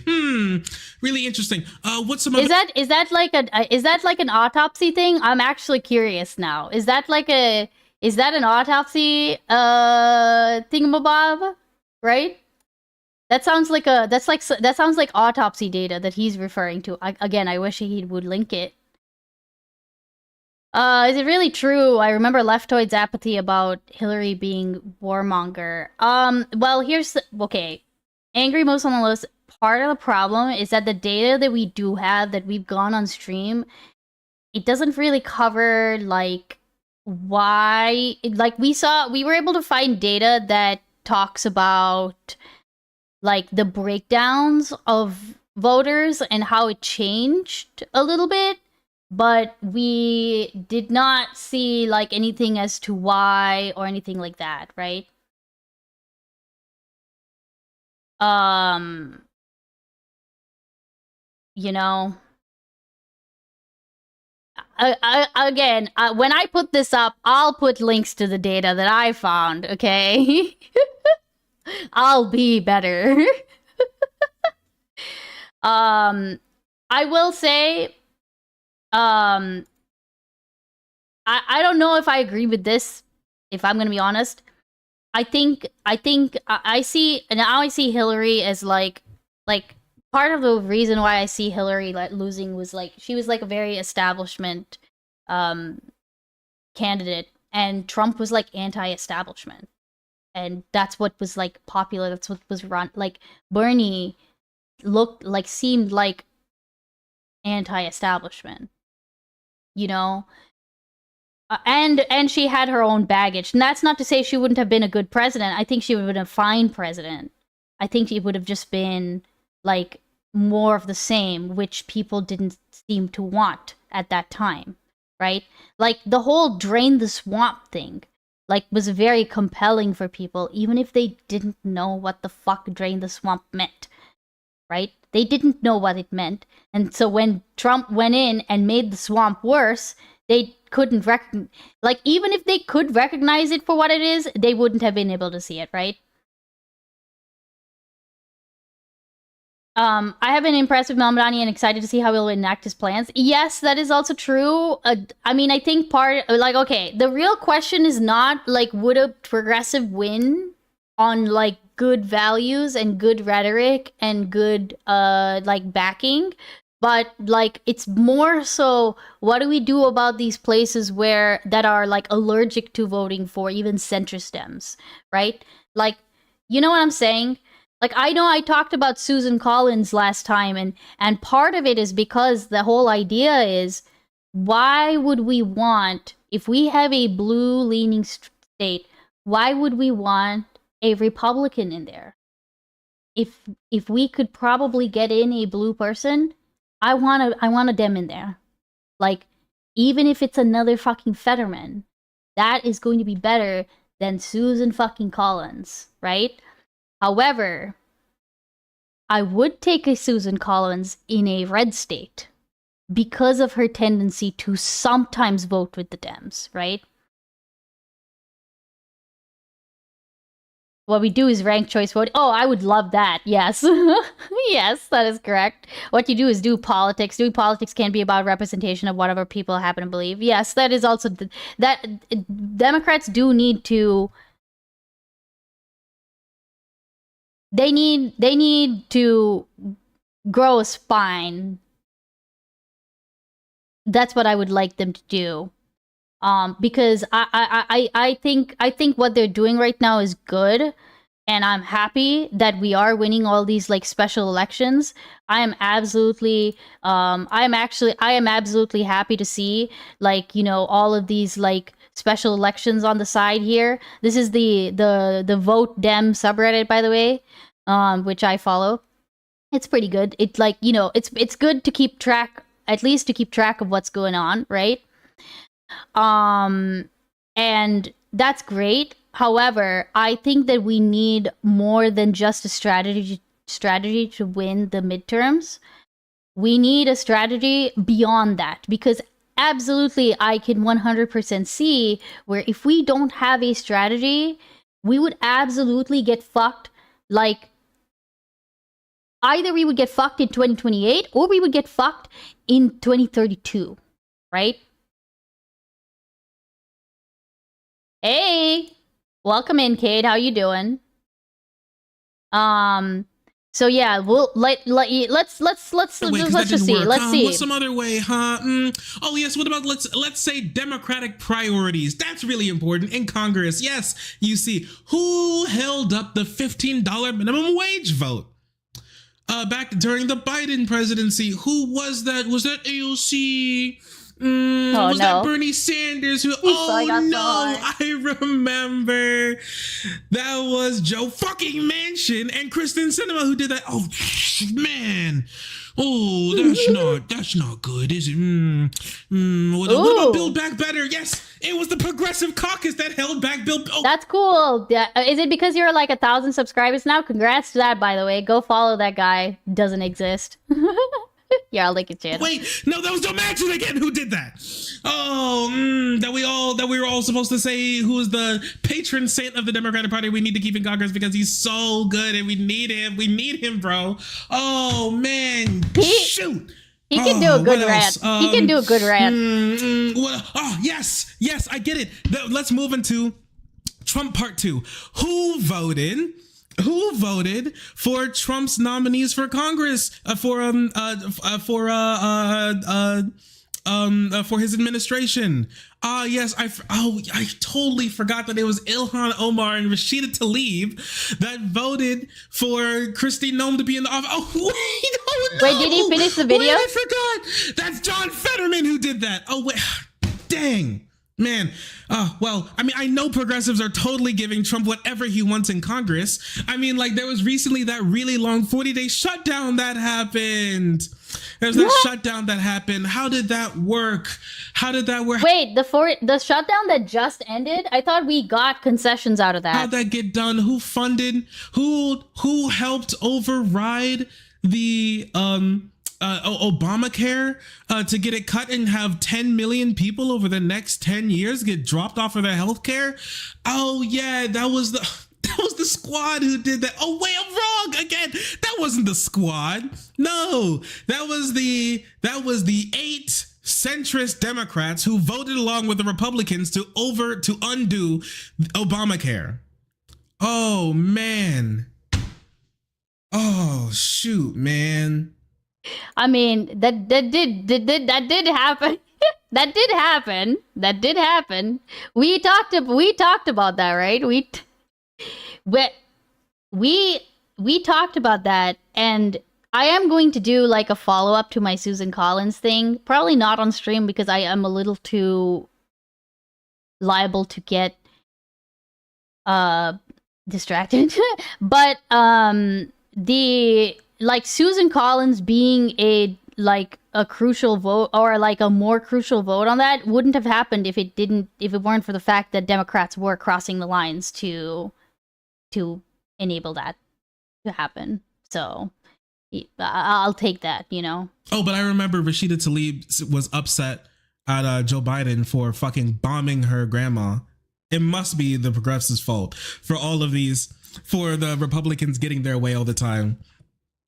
Get that smug fucking look off of your face, you dipshit. This is so stupid. It is the center and the right of the party every single time that gets in the way of democratic priorities that makes that makes your average voter dislike the Democrats and feel like they're not fighting for them. It's not the left who did this. It's not DSA members. It's not AOC or the Squad or Bernie Sanders.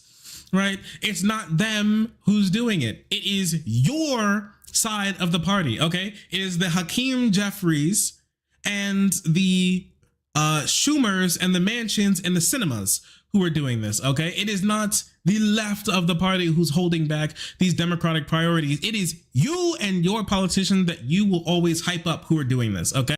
Hey, Princess Brism. Sorry, welcome in. How are you doing? Okay? And I don't want... And I'm not going to sit here and pretend. I'm not going to pretend like I deserve any blame for the problems that you make. Progressives, leftists have to clean up the mess that right-wing and centrist Democrats make constantly while taking the blame. Okay, and honestly, okay. I mean, I think I understand his criticism, and to a certain degree, I think that like. Okay, to be fair, we haven't really heard her talk that much at all. I think what she's...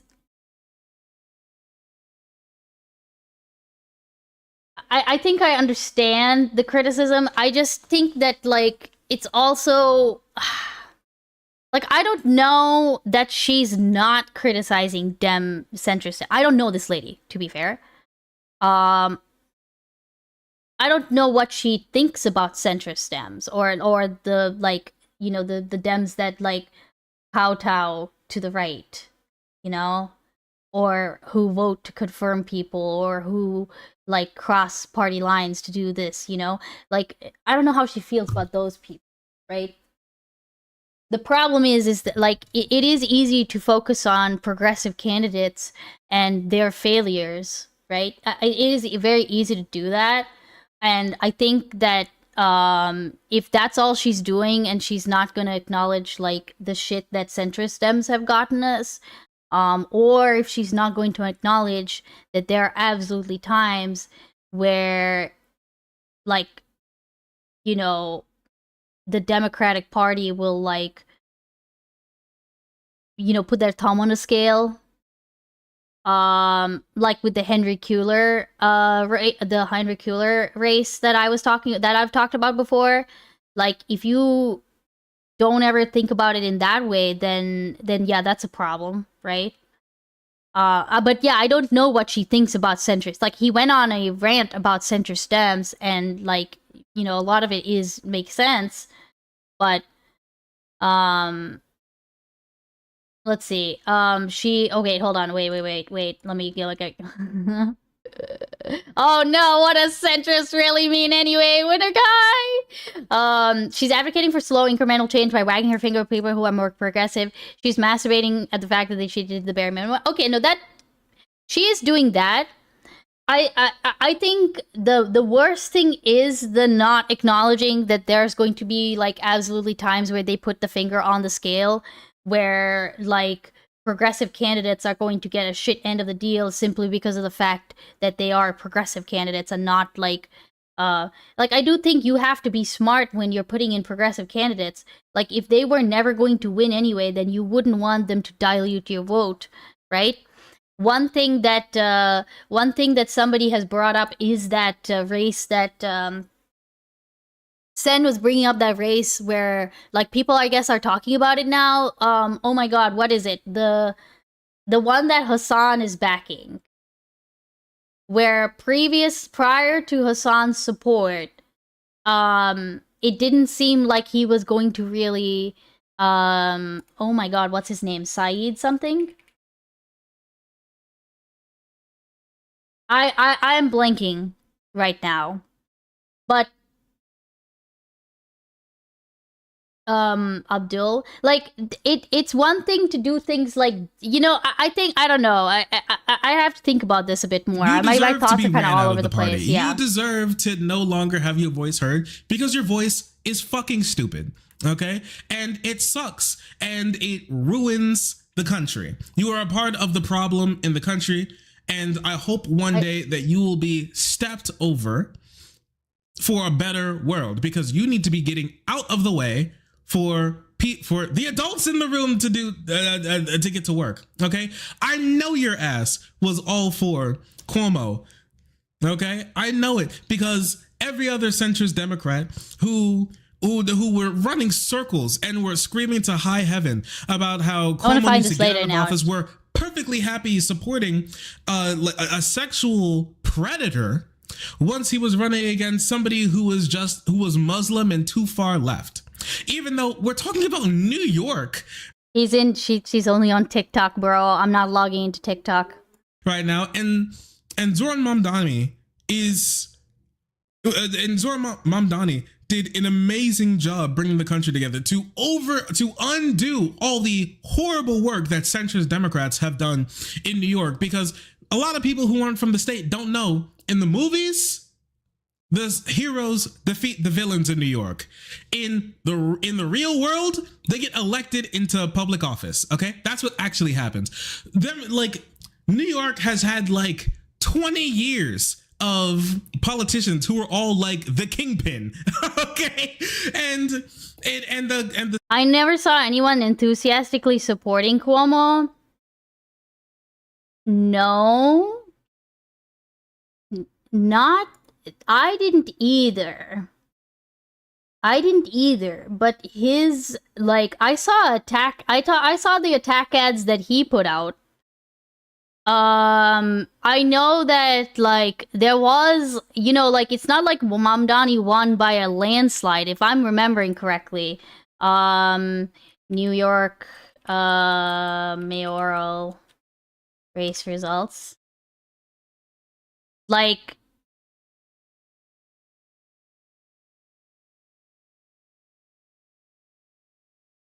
oh, I can't. Why am I doing this shit, bro? Hold on.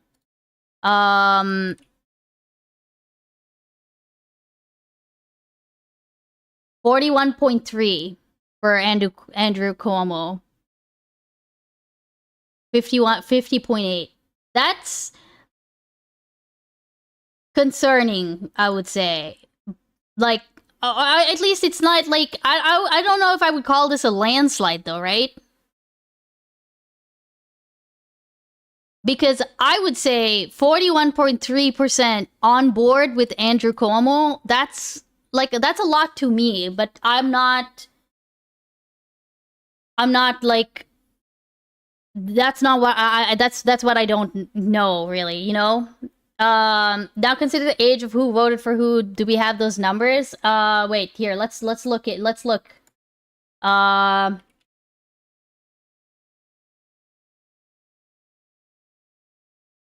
Most of those 41% were Republicans. Okay, wait, here we go. The New York, blah, blah, blah, blah, blah. Oh, hold on. We gotta get, like, archives. Okay. Let's take a look, and let's take a quick peek. Can you give me data? Data? Any data? Oh my fucking god. I just, like... Hello? Can somebody give me a fucking link? Please?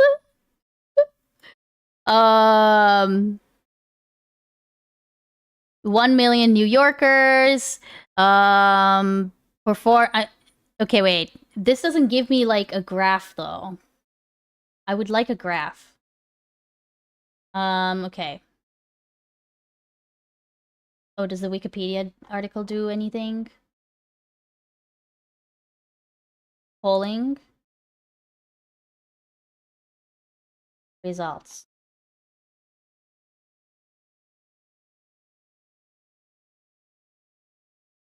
Wait, you fucking joke. Here, let's get some music up while we're on a quick. Okay.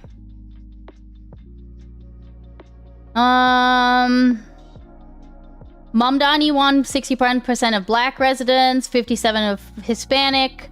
Okay, what about age? Oh, here we go. Mamdani received 78% of voters aged 18 to 29 and 66% of voters aged 30 to 44, while Cuomo received 47% of voters aged 45 to 64 and 56% of voters aged 65 plus, including those that view themselves as moderates or conservatives.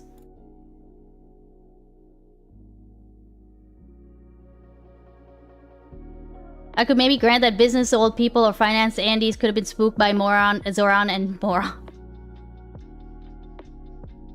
Fucking misspeak and vote Cuomo, but yeah, most like we're just Republicans. But I guess that's the... okay, I guess that's the point of it is like...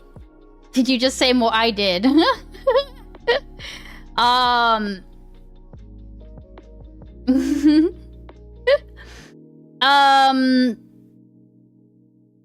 Voter demographics. Oh, here we go. Oh, perfect. Thank you, Wikipedia. Here we go. This is the see, 50 to 64 years old, 65 and older. This is where like Cuomo really won. And you're right, like party identification, 31% for Cuomo versus like 66, like as far as Democrats go, right?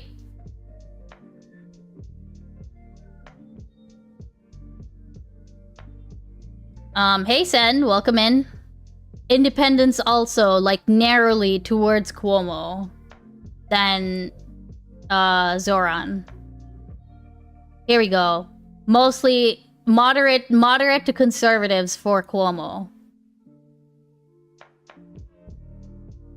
I think that like the onboard, I mean, it could be that this was the attitude. Like, I don't know that I would say that's... I think part of the problem was like, okay, part of the understanding or like was that people were refusing to like endorse Zoran, right? Like that's part of why people were getting this idea that Dems were in favor. Of course, like how it actually went down is going to be different. But I think when I talk about like people supporting Cuomo, of course I'm gonna look at like how much did they actually end up voting for Cuomo, like how close was that election, but also like what was it going into it. And I do remember that was the thing, like why were people like holding back on endorsing. And I know like one common thing that people will say is they didn't have to endorse him, but that's kind of the I guess I don't see that as like a convincing. I don't think it's if somebody puts a microphone in your face and asks you to endorse somebody, especially if that is the like Cuomo fucking sucked. Like, how hard was that, I guess, you know?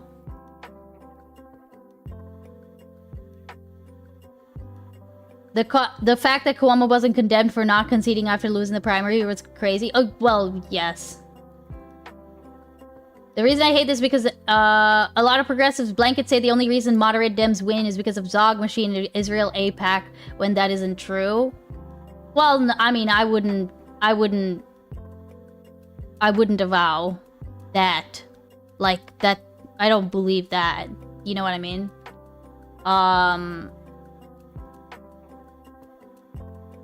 I don't think, like, I do think the DNC makes some shit decisions. And I think that, like, I do think in certain cases, it, like, what they say or who they support is going to be, like, influenced by some of those things. But I wouldn't say that's, like, blanket the case, right? I wouldn't look at, like, oh, we lost here, and then see, oh, yeah, they were funded by AIPAC. Oh, well, blah, blah, blah, blah, blah, right? Yes, that is more of my issue, was that was it was kind of a we're not going to give you your flowers until after you've won, and then we're going to, like, then we'll take you in. Then we'll act as if you're part of our message, right? And to be honest, I'm okay with that to a certain extent, in the sense that I think Democrats need the messaging. Like, they desperately need the messaging, right? You can't just run on Trump bad forever. It just sucks when it's like, if you don't have that if you don't have the momentum, if you don't have someone, if you don't have a fuck ass like Cuomo fucking it up for himself, then you do unfortunately see like establishment Dems kind of being like, well, okay, I'm not, why would I even try? Why would I go for you at all? And then even people like Shark would say they didn't work hard enough, right?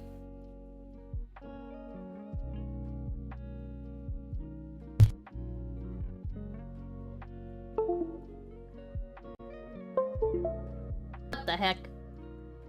You know, did y'all see that even Kamala Harris has said that she wants the report released? Did y'all see that?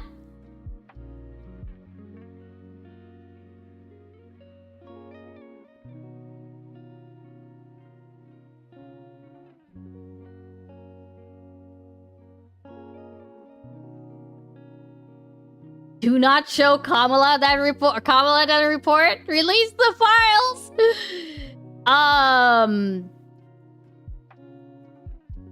Yeah, I mean, I think, okay, I think, I absolutely do think they should release the report, if only because at this point it's become, you know what it's become? It's become that, like,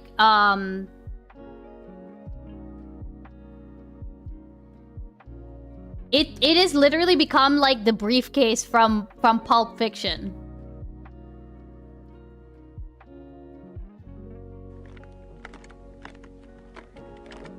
Like, somebody needs to make an edit of this, and it's like the autopsy. Vincent,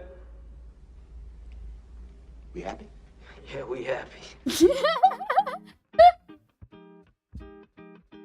For her information, Kamala she think she lost because she was an unlikable woman and should leave politics. Oh my god. Holy shit, Sen. Okay, alright. What do we think? I'm gonna give Shark like Shark like 5 more minutes, you know? I don't think I want to watch the entirety of the thing, but I'll give him 5 more minutes, you know what I mean? If the Pod Johns are telling them to do at this point, they should just do it. Wait, what do you mean by Pod Johns? Wait, what are Pod Johns? I liked about 85% of what Shark said here. I think Shark was okay. I think he is being soy. But and I think that I kind of wish that he had let her go on her entire spiel. Like, not entire spiel, but like, I've definitely taken issue with some of the things he said, for sure. I think, like Kid was saying, the energy is good. The energy is good, right?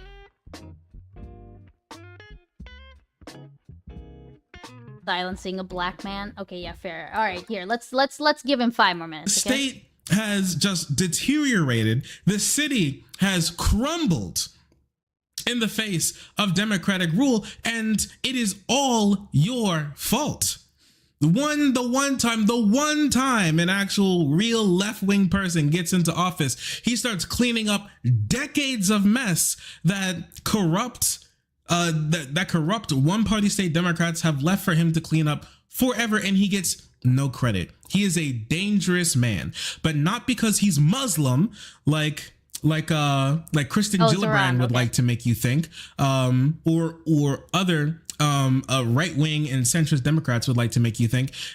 Being there with like Randy Fine and other right-wing agitators who are incredibly Islamophobic against him. Even then, he still championed democratic causes. He is dangerous because he proves that something better is possible, that you can be unabashedly progressive, leftist, and get shit done without fucking complaining constantly about how you can't do anything. Okay. Yes, that's true. But okay. And I hope he's not gonna make this. I hope he's not going to make this mistake. That is something that can happen in New York, right? In New York. Like, you can't. I don't think he's done this so far. I would hope that he's not going to fall into that trap of thinking, because if you ran a Zoran, okay, I know this is mayor versus like senator or something like that, you would not be able to do this in South Carolina, not even close, right? Literally everyone does this, by the way. Wait, what do you mean by literally? Wait, does what? Because your politics never allowed you to do anything in the first place. You never were allowed. Are there a lot of centrist Dems shitting on Zoran? No, you don't see that now. You don't see that now, Seisan. That's the thing. It's because he is popular. He's coming. He is doing work, right? He is doing work in New York. So no, you're not gonna see people shitting on him now that he's won, right? Centrist still shit on Zoran? Okay, wait, hold on. Do you have an example? I'm actually curious. Anything good to push for real change. He's able to clean up a city of 8 million incredibly quickly, because of policies that Democrats on the state, on the federal level are afraid to run from, even though it is shown time and time again through polls and through voting that this is what people actually want to see. This is how you prove. Yeah, hold on. To be clear, I want to see like if people are gonna give me examples of stuff, either or, I'd like to see like for example like a sitting senator or something like that, right? Like or somebody, or even like a candidate. I don't know. Somebody give me something that's not give me something that's not social media. The problem is that like what I saw and I said this, what I saw in real life was like a lot of people who like I mean I went when I was going to do blood work, like the little old lady who like checked me in and put the little like hospital bracelet on my arm, like she brought up Zoran Mamdani out of nowhere, and like and it was very funny. It was very strange. I wouldn't have never expected her to say something about like politics at all, but she brought up Zoran Mamdani, and it was actually kind of weird I didn't know whether she was supportive of him or not, because she said, like, I guess we'll see how he'll do. I'm looking forward to see how he'll do. And I think I talked about it at the time when it happened, because I was like, is this kind of like a, is this, I can't tell if you're being supportive or if you're being like, oh, I guess they did this. Let's see. You know, let's see how it works out for them. I sure hope it works out for them. Like, I couldn't tell what that was, right? Okay, wait, hold on. Let's take a look. Uh-oh. Wait, when was this? Was this after? Oh, this is... Okay. Oh, no. Okay, wait, this was before. Fetterman on Mamdani! He's not even a Democrat! Oh, Fettermog! Oh, no. I mean, so he's not even a Democrat, honestly, in an interview with Fox News. Everything I've read on him, I don't really agree with virtually any of it politically.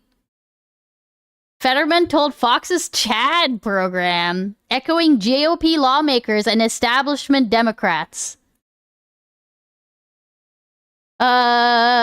Jonathan Cott, former communications director for former Senator Joe Manchin, said Mamdani is way out of whack during a Thursday appearance on Fox News' American Newsroom. Oh, no. Oh, Fetterman is not a fucking centrist. He's a fucking ape. I mean, unfortunately, he's... I mean, I agree he's an ape. Unfortunately, like, what is he? What is he? You know, what is he? Like, what can everybody agree on right now that he is, you know?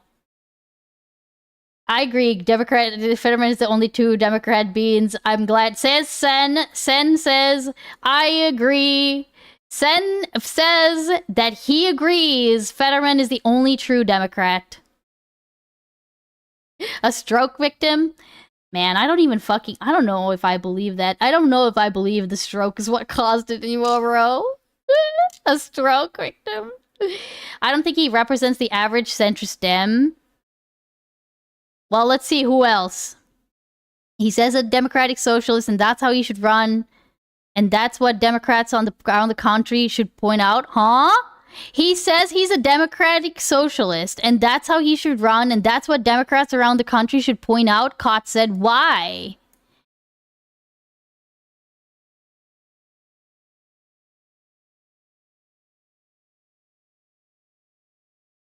Okay, wait.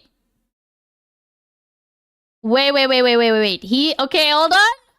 He did win the Democrat primary, so you may claim he's not part of the Democrat Party, but he is the nominee, and there were plenty of elected Democratic officials who were campaigning for him during the primary. Mark Short, ex-aide to former President Mike Pence! That's hilarious. Okay. Oh my god. That's great. That's funny. I mean, okay, actually, I'm curious now. This is just bonus points, okay? Bonus points if you can get this. Is there anyone apart from Fetterman who said something like this? Shit like that is why I say Dem socialists should ditch the socialist part for something else. The word has too much baggage. No, I mean, okay, guys, the problem is, even if they ditch that word, even if they ditch the word, you know they're still going to get branded with it. It kind of doesn't matter what you do. You will especially if they can find a way to portray it as socialism, then they will, right? Like, you know, remember, I mean, and this is not just like not a new thing either, right? Like, remember how many people would, like, do the thing where they would signal support for the ACA, but then say we should get rid of Obamacare? Like, yeah, like, when you have, like, Trump calling anything that is left, when you have him calling it far left, radical leftists, like there's no winning. There actually is no winning with like there's zero winning. I'm not like I would not waste time like trying to come up with like another way to spin if it is like a democratic socialist like, you know, I wouldn't want to waste my time on trying to spin that, you know what I mean? Why? Do you mean, wait, what do you mean by why? I like it, but it should be abolished. Yeah. What do you mean, Nuxie? Also, I think I know I said I was gonna give him 5 minutes, but I think I've more or less like gotten what I needed to out of Shark, right? It is a non-starter for people. They hate their call themselves socialists and they auto-assign shit. It takes far more to turn them around. Why is there no winning? Okay. So, okay. Part of the problem is, this is how I see it, okay? First of all, you are never going to win with... You're never gonna win with people who are so, like, propagandized that, like, they hear Trump say far left and that's all they believe it is, right? We know that. You and I know that. I think that to kind of steal what Sen is saying here, right? Or not Sen, sorry, say Sand, right? I think that yes, if you have somebody who comes in and they say that they're Maoist or they're like MLs, right? Then that's like, okay, that is one thing where it's like, okay, that term, even if you can find a way to make that more like, okay, I'm not really like a tanky or whatever, that's hard. That is I think everyone understands how that can't be argued, right? Like you wouldn't be able to swing that in any state. Forget about like blue or red. You wouldn't be able to swing that in any state.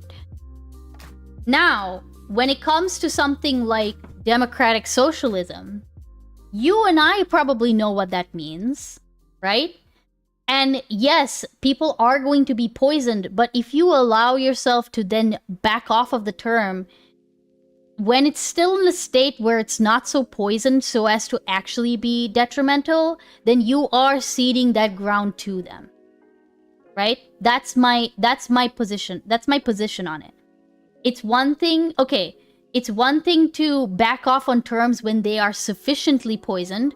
I don't think that the term democratic socialism has been sufficiently poisoned. And I don't think if we can do anything, like, okay, so for example, the fact that we have Zoran Mamdani, who calls himself a democratic socialist, the fact that he has been elected, even if that wouldn't work in another state, the fact that he's called himself a democratic socialist and then has gone on to win the mayoral election, he's gone in and he's become buddies with, like, he went in and played Trump like a fucking fiddle. Trump said he would live in Zoran Mamdani's New York. So we need to use things like that to take back that to take back at least, if not the socialist part of it, the democratic socialist part of it, right? I'm just saying that I think the fact that he has won means that it's not such a poison term that we should get rid of it entirely. What the fuck? Beans, you're uninvited from Thanksgiving? Oh god.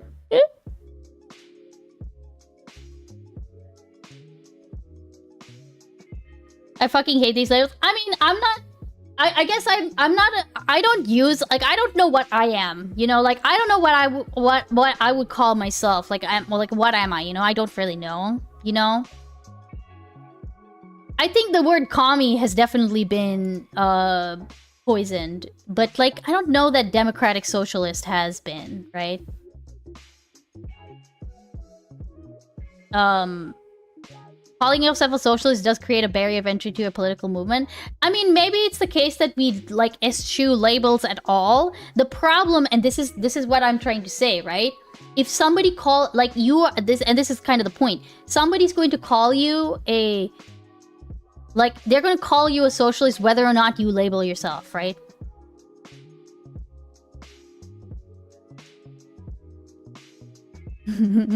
Colonizer and casual racist, you know it.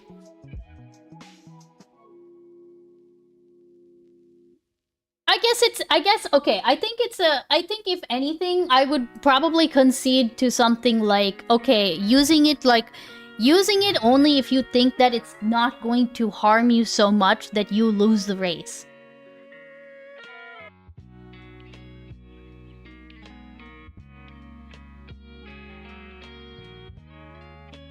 It is poison. The DSA and its ilk are working to remove the poison. But that's what I mean, Sen, right? Is that, like, that is part... Isn't that part of reclaiming it?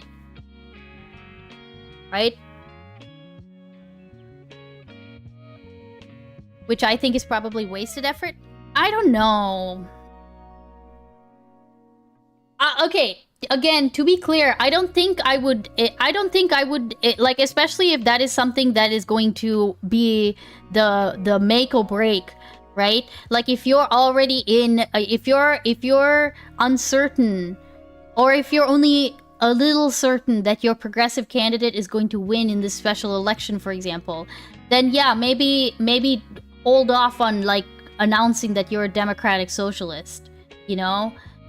But I'm just saying that, like, if you are pushing for certain things, you are going to get called that regardless. That poisoning is going to happen anyway, right?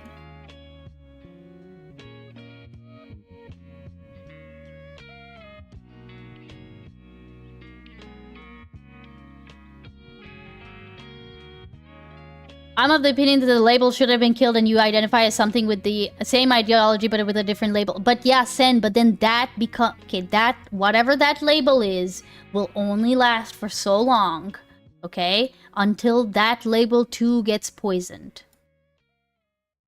Like, you understand how we have gone through a long history of calling, like,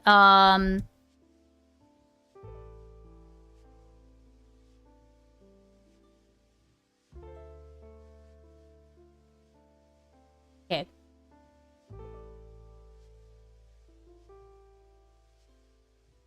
Where can I find this?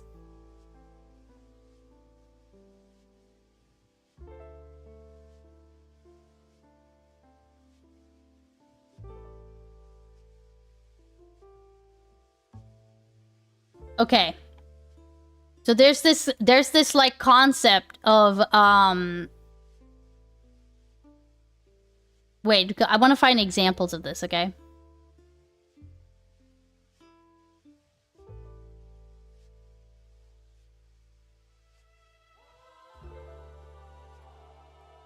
Oh, this is kind of a funny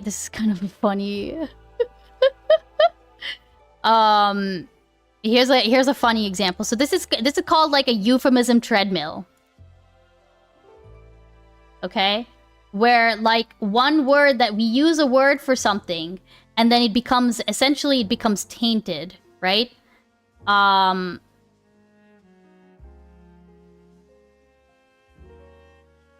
Socially acceptable terms become tainted by prejudice around what they refer to, then leads to new term that means the same thing, and then it gets tainted too.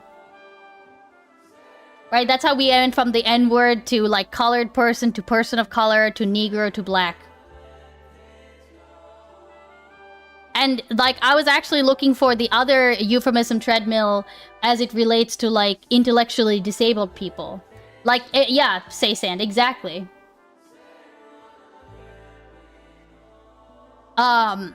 That's what I was actually looking for.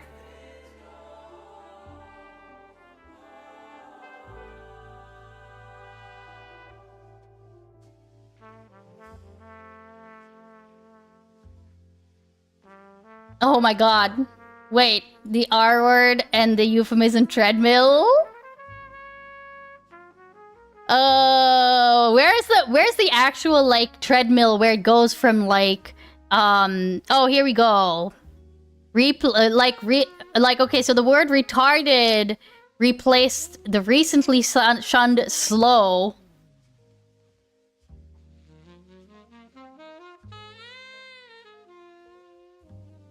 But I want the actual, like, I want the progression. Where's the progression? Because I know there was a progression. And I can't find it. I'm upset.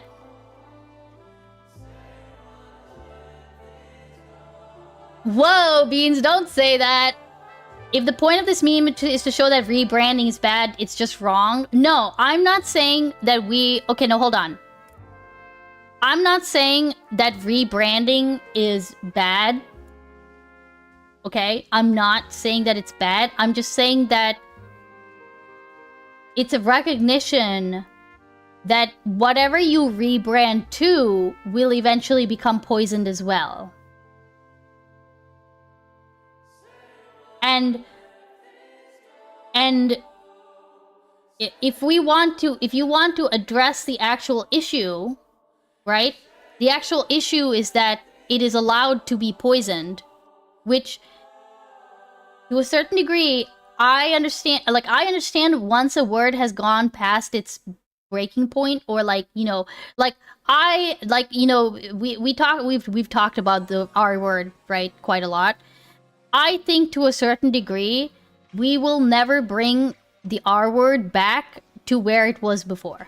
Like, even if everybody even if it became more mainstream, I still think it would be like tainted, right? Now, if that's what you're kind of saying is happening, if that's what's happening to the Democratic Socialist label, then, you know, like, I can actually see that.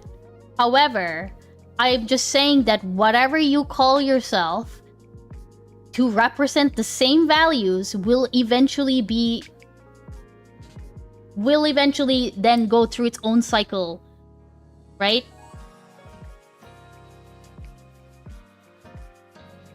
That's rebranded. Oh my god. Wait, hold on.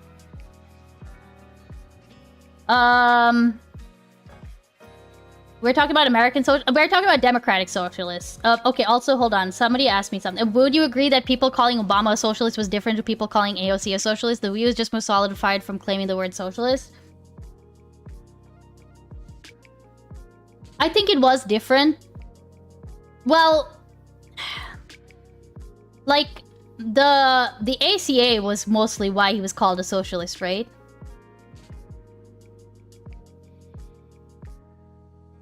Also, wait, did I miss something? Oh, I see. Yeah, wait.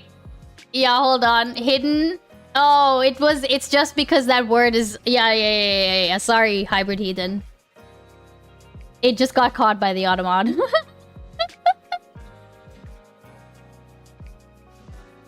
I'm not talking about socialists changing their names. I'm saying Demsocs are not socialists and shouldn't use a word that doesn't describe them with so much bad history.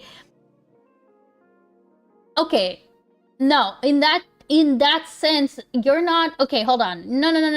I see what you're saying. The problem is that the commie socialist, that's going to be applied to you if you are a democratic socialist, no matter what you call yourself. That's my point. Right? Like, whatever you call yourself will eventually, actually not even eventually, it will pretty immediately be labeled as commie socialist, right? I understand if the entire aim is just to take out the socialist and cut out at least one step, right? So more people can, like, get on board with it. I'm okay with that. I just think that at some point we have to stop caring about what they call us, and like, or at least not that we should stop caring. It's just like it's a recognition that they are going to call us a commie socialist no matter what, right? Being labeled as socialist and identifying as one are two different things when appealing to moderates. I agree with that.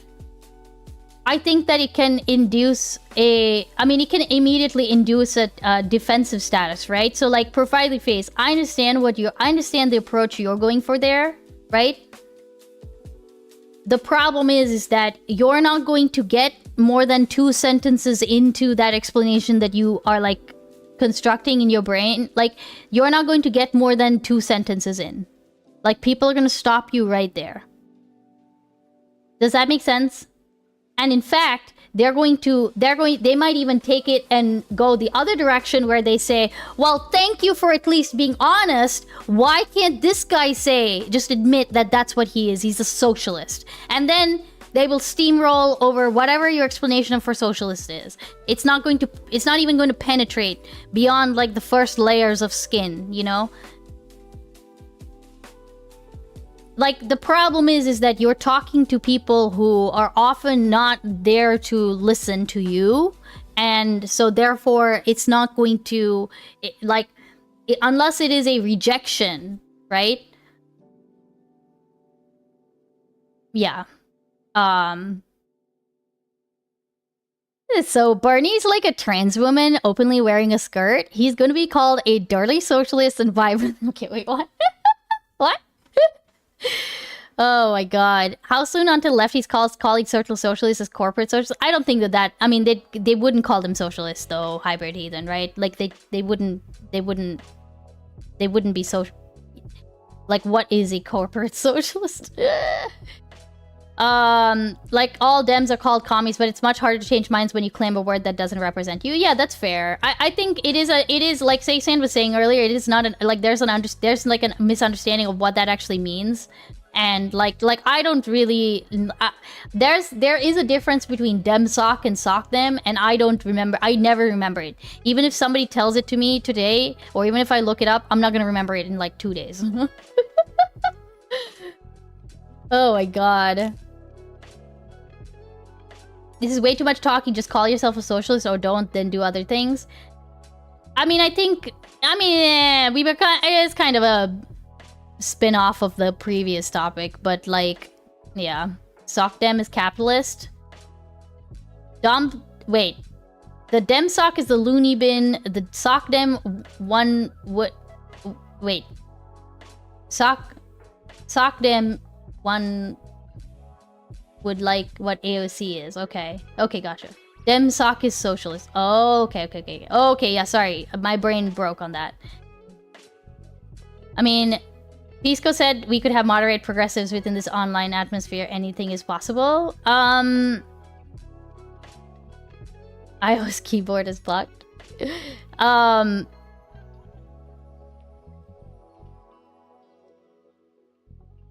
I mean, when I say like, I mean, I just don't see like that being. I just think that they take back the label, like, you're not a socialist anymore. You know what I mean? That's all. It's where the sock or dem is. Democratic socialist meaning a socialist. Sock dem is Democrat capitalist. Okay, so basically whatever you're saying, whatever the word is. No, wait, hold on. I thought I was gonna make it really easy for myself and say whatever the first word is, that's the more important word, but it's the reverse. Dem sock is social. Okay.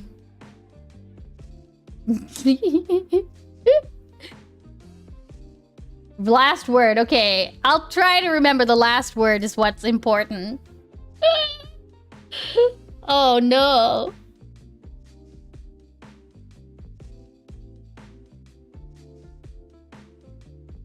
The difference doesn't matter because no socialist would push for socialist policies in America. That's not how, unfortunately, that's not how people see it. People look at people like people look at people like Overboy and think that they are representative of like socialist values, right? Or like, you know what I mean?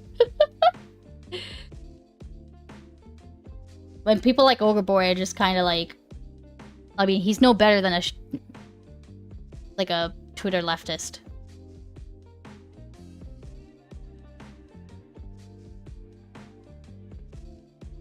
That's like this is the thing, Ian. Like, this is what I mean. Is like I don't like.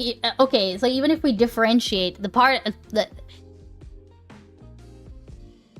It's one of those things that's like, okay, I get the idea was to have a label that kind of generally describes your values, but if, like, first of all, I don't fully still understand the difference. let alone how would I be able to analyze if somebody else is one, or if they're pretending to be one, or if they're hiding their power level, or, you know, I guess I am saying I think I am saying I'm too dumb for this shit. Like, me brain no worky, you know?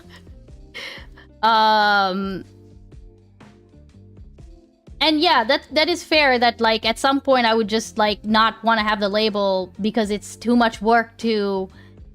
It's too much work to then wade past what, like, the preconceived notions of what people think that means, right? I guess that's maybe my issue, right?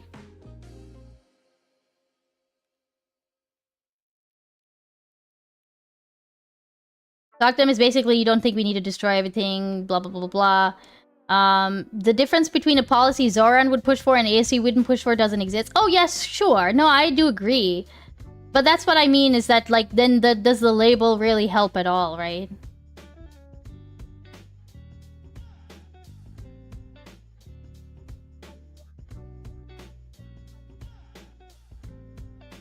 For the purposes of America, there's no difference between, other than feeling intellectually superior to the evil, liberal leftist. Of course. Well, there is that. I think above all, that's what we'd like to do, is to feel superior.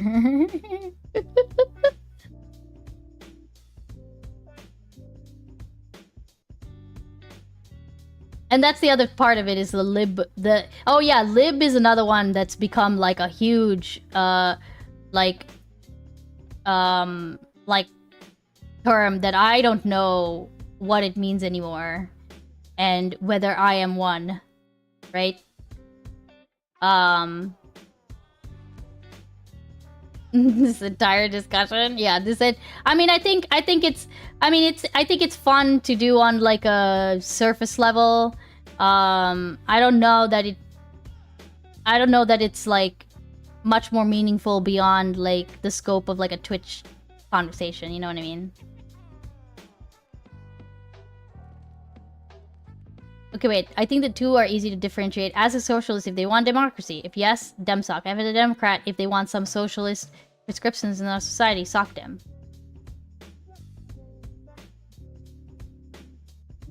Okay, let's take a look. What is this?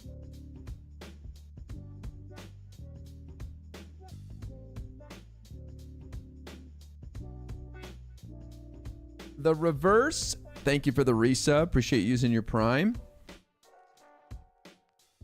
He's a fucking billionaire, dude. Are you surprised? Are you really surprised? Do you think there are good billionaires out there? Like, I am a liberal. Some would say I'm a moderate. Many would say I'm a fascist, no better than MAGA. I do not like billionaires. I think that they are scum of the earth. I don't give a shit if JB Pritzker is a nice guy. You're a billionaire. You've stepped on so many throats. You've ruined so many businesses. You are hoarding resources. And what good are you doing? Perhaps Swift?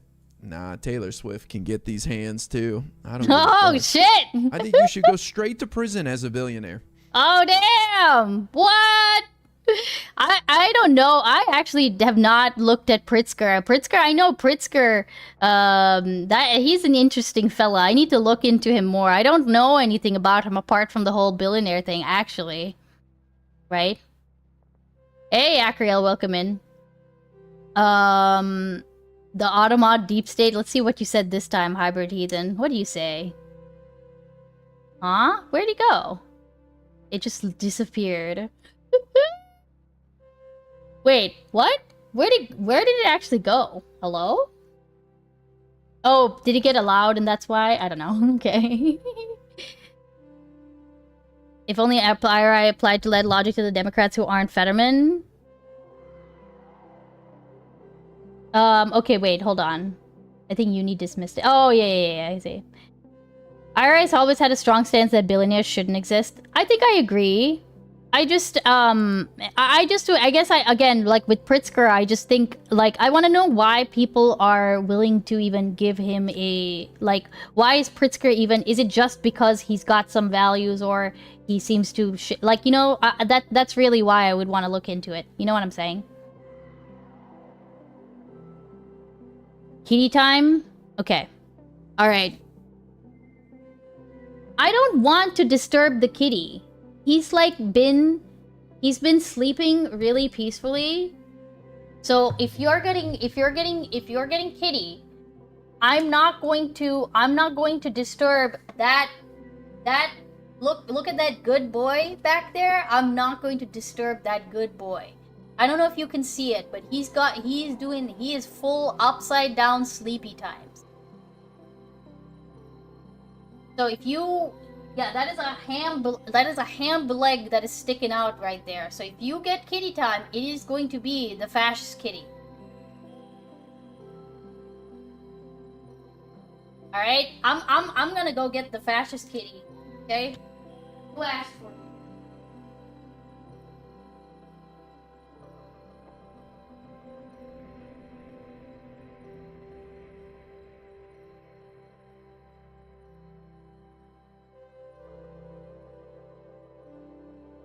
Realized their policy.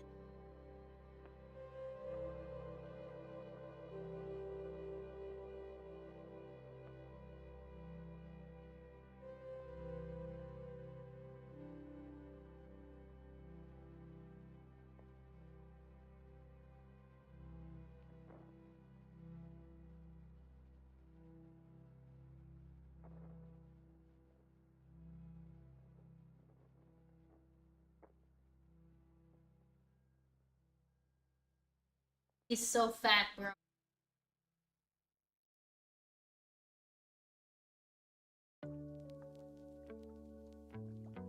So fucking fat now.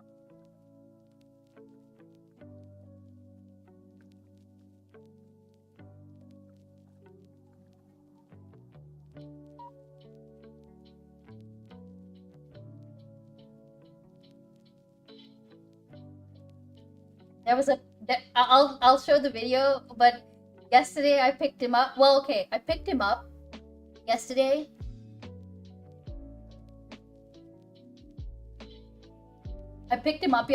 And he protested so hard that I was like, okay, all right, I need to capture this on screen. Like, I need to capture this, right?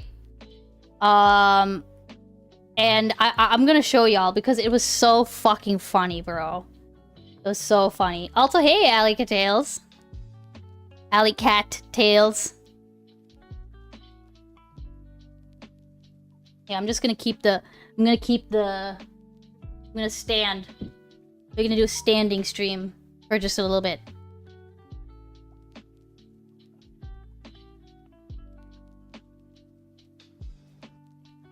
Can I not dox myself? All right. So check this out, okay? I'm gonna pause the music so you can hear just like the fatness, okay?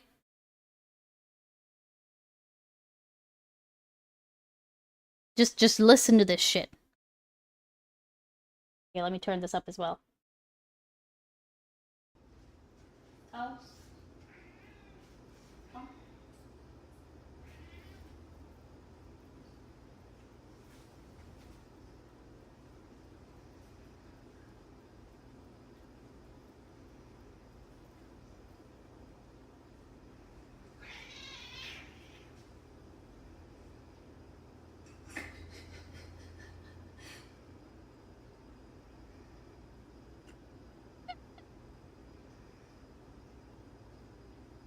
Why do you have to, like, the funniest part of it?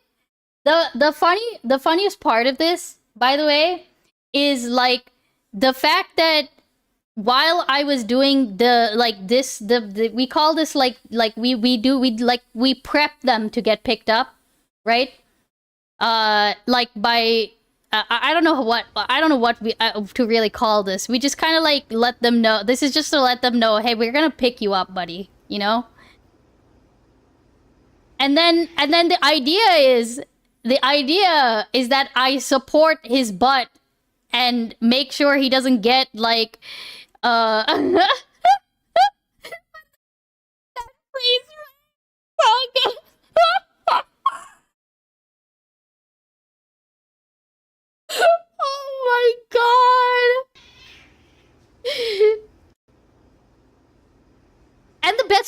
he is purring, okay? He's purring throughout this whole process. He purrs throughout that whole process, screams while getting picked up, and then while he's in my arms, he's back to purring. Explain this.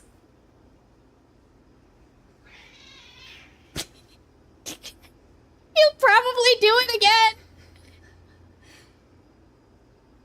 Okay, he probably would do it if I did it right now. Hold on. He's a recovering Nazi, give him a break. Okay, here, I'm gonna...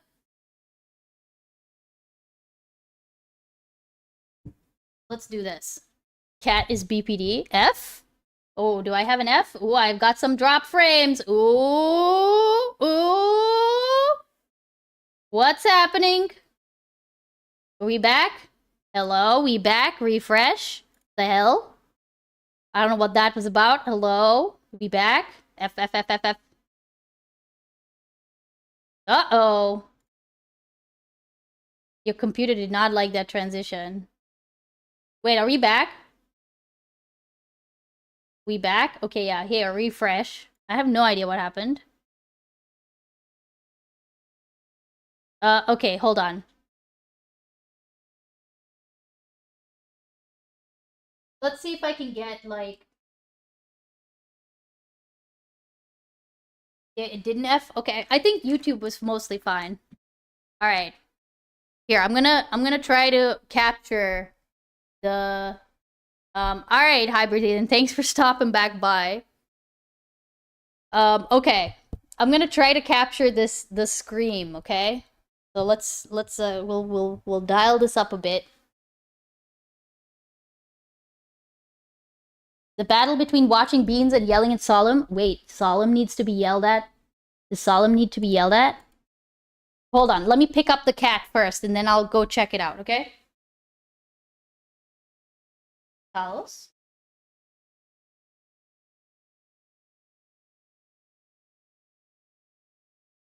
Talos? Buddy?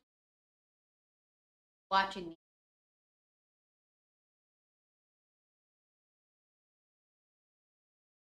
I know. What do you want? Uh-huh.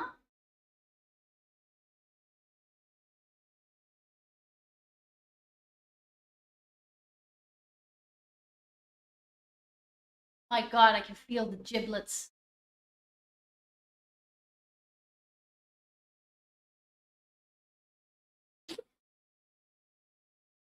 Yeah? What was all that?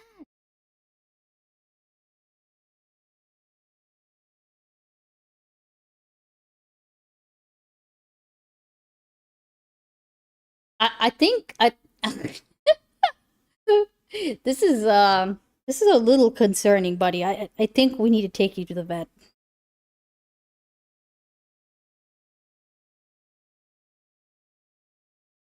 Was Talos the one who had his belly shaved? He did. Where did those extra 30 pounds come from? No, what we really need, what we need is we need a chip feeder. That is what we need, I think.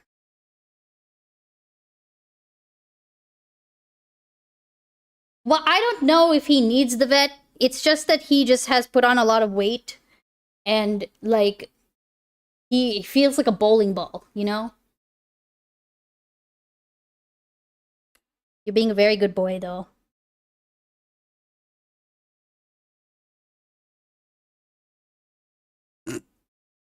Are the inside leg patches only on one side? That's one inside leg patch.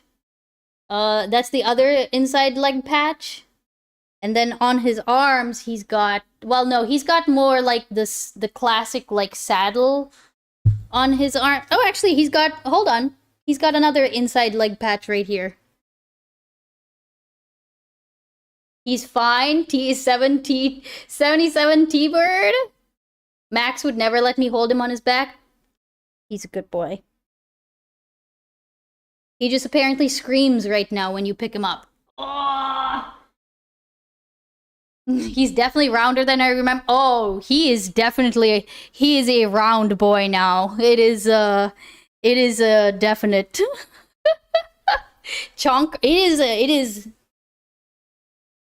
Here, I'll give you a treat. I think you.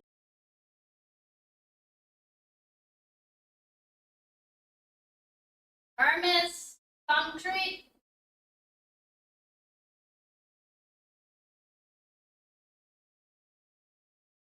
Armis is suspicious.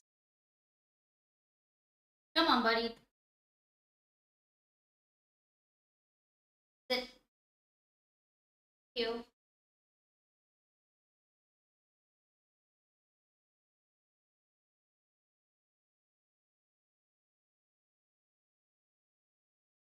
Hermes is very suspicious. He will not,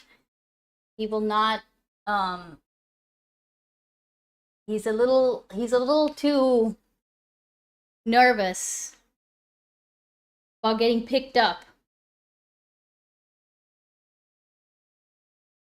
Rotund? Corpulent? Corpulent's a good word. Hermes is such a better boy. No, he's not. Mr. Beans in the background, he's like, yes, he is.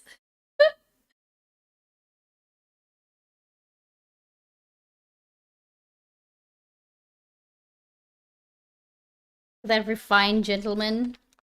He can be a good boy, okay? He can be a good boy. Alright. Let's see what time it is. It is 2:14, so I think... Hello, Testy. Thank you for the 35 months. Okay. I think I am gonna call it. Mostly because we are actually gonna be streaming tonight. So we'll be playing some Chain together, okay? I will try to be there. You're fine. It'll probably be like an open thing, you know? Alcohol stream? Yeah, pretty much. Probably. Okay. Question. Oh ho ho! Solemn is still alive. And oh my god. Tomorrow. Wait. Oh boy. So tomorrow I do kind of want to go over the Motherfucker. Jon Favreau, Ken Martin bullshittery. But I kind of want to go over are you ending stream? Almost. Hey Beans! We're 2.5 minutes away from finishing the video. Aren't we've taken, what is it, almost like over 4 hours. Jesus Christ, bro. To finish the last 20 minutes. Of course. What did you think? I didn't particularly like the segment with the chat screenshot, just because like I don't know if there was anything other than the screenshot, but like your criticism was that she's ancient and evil, right?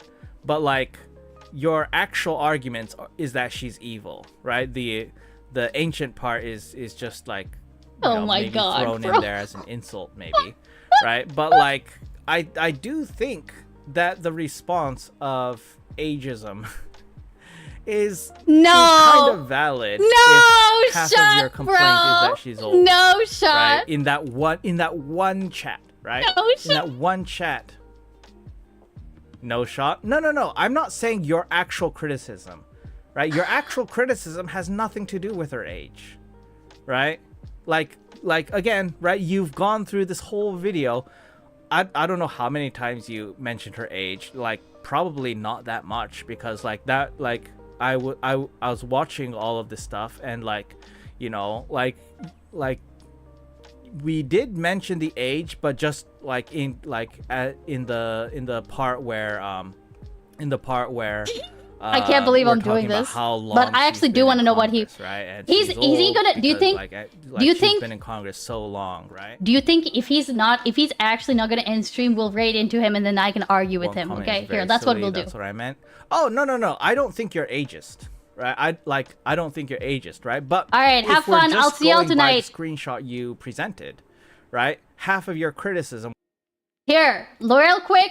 Go like and subscribe the stream. The stream. Jesus fucking Christ. Lib tart. Quick. Oh my fucking god. But like that one chat, she's ancient and she's evil, right? And then half of the criticism there is that she's old, right? Which, like, you know, again, right?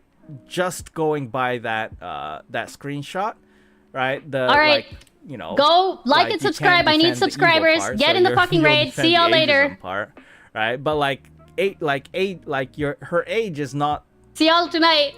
Like, not a criticism that you have of her though, right? And like, again, right? Like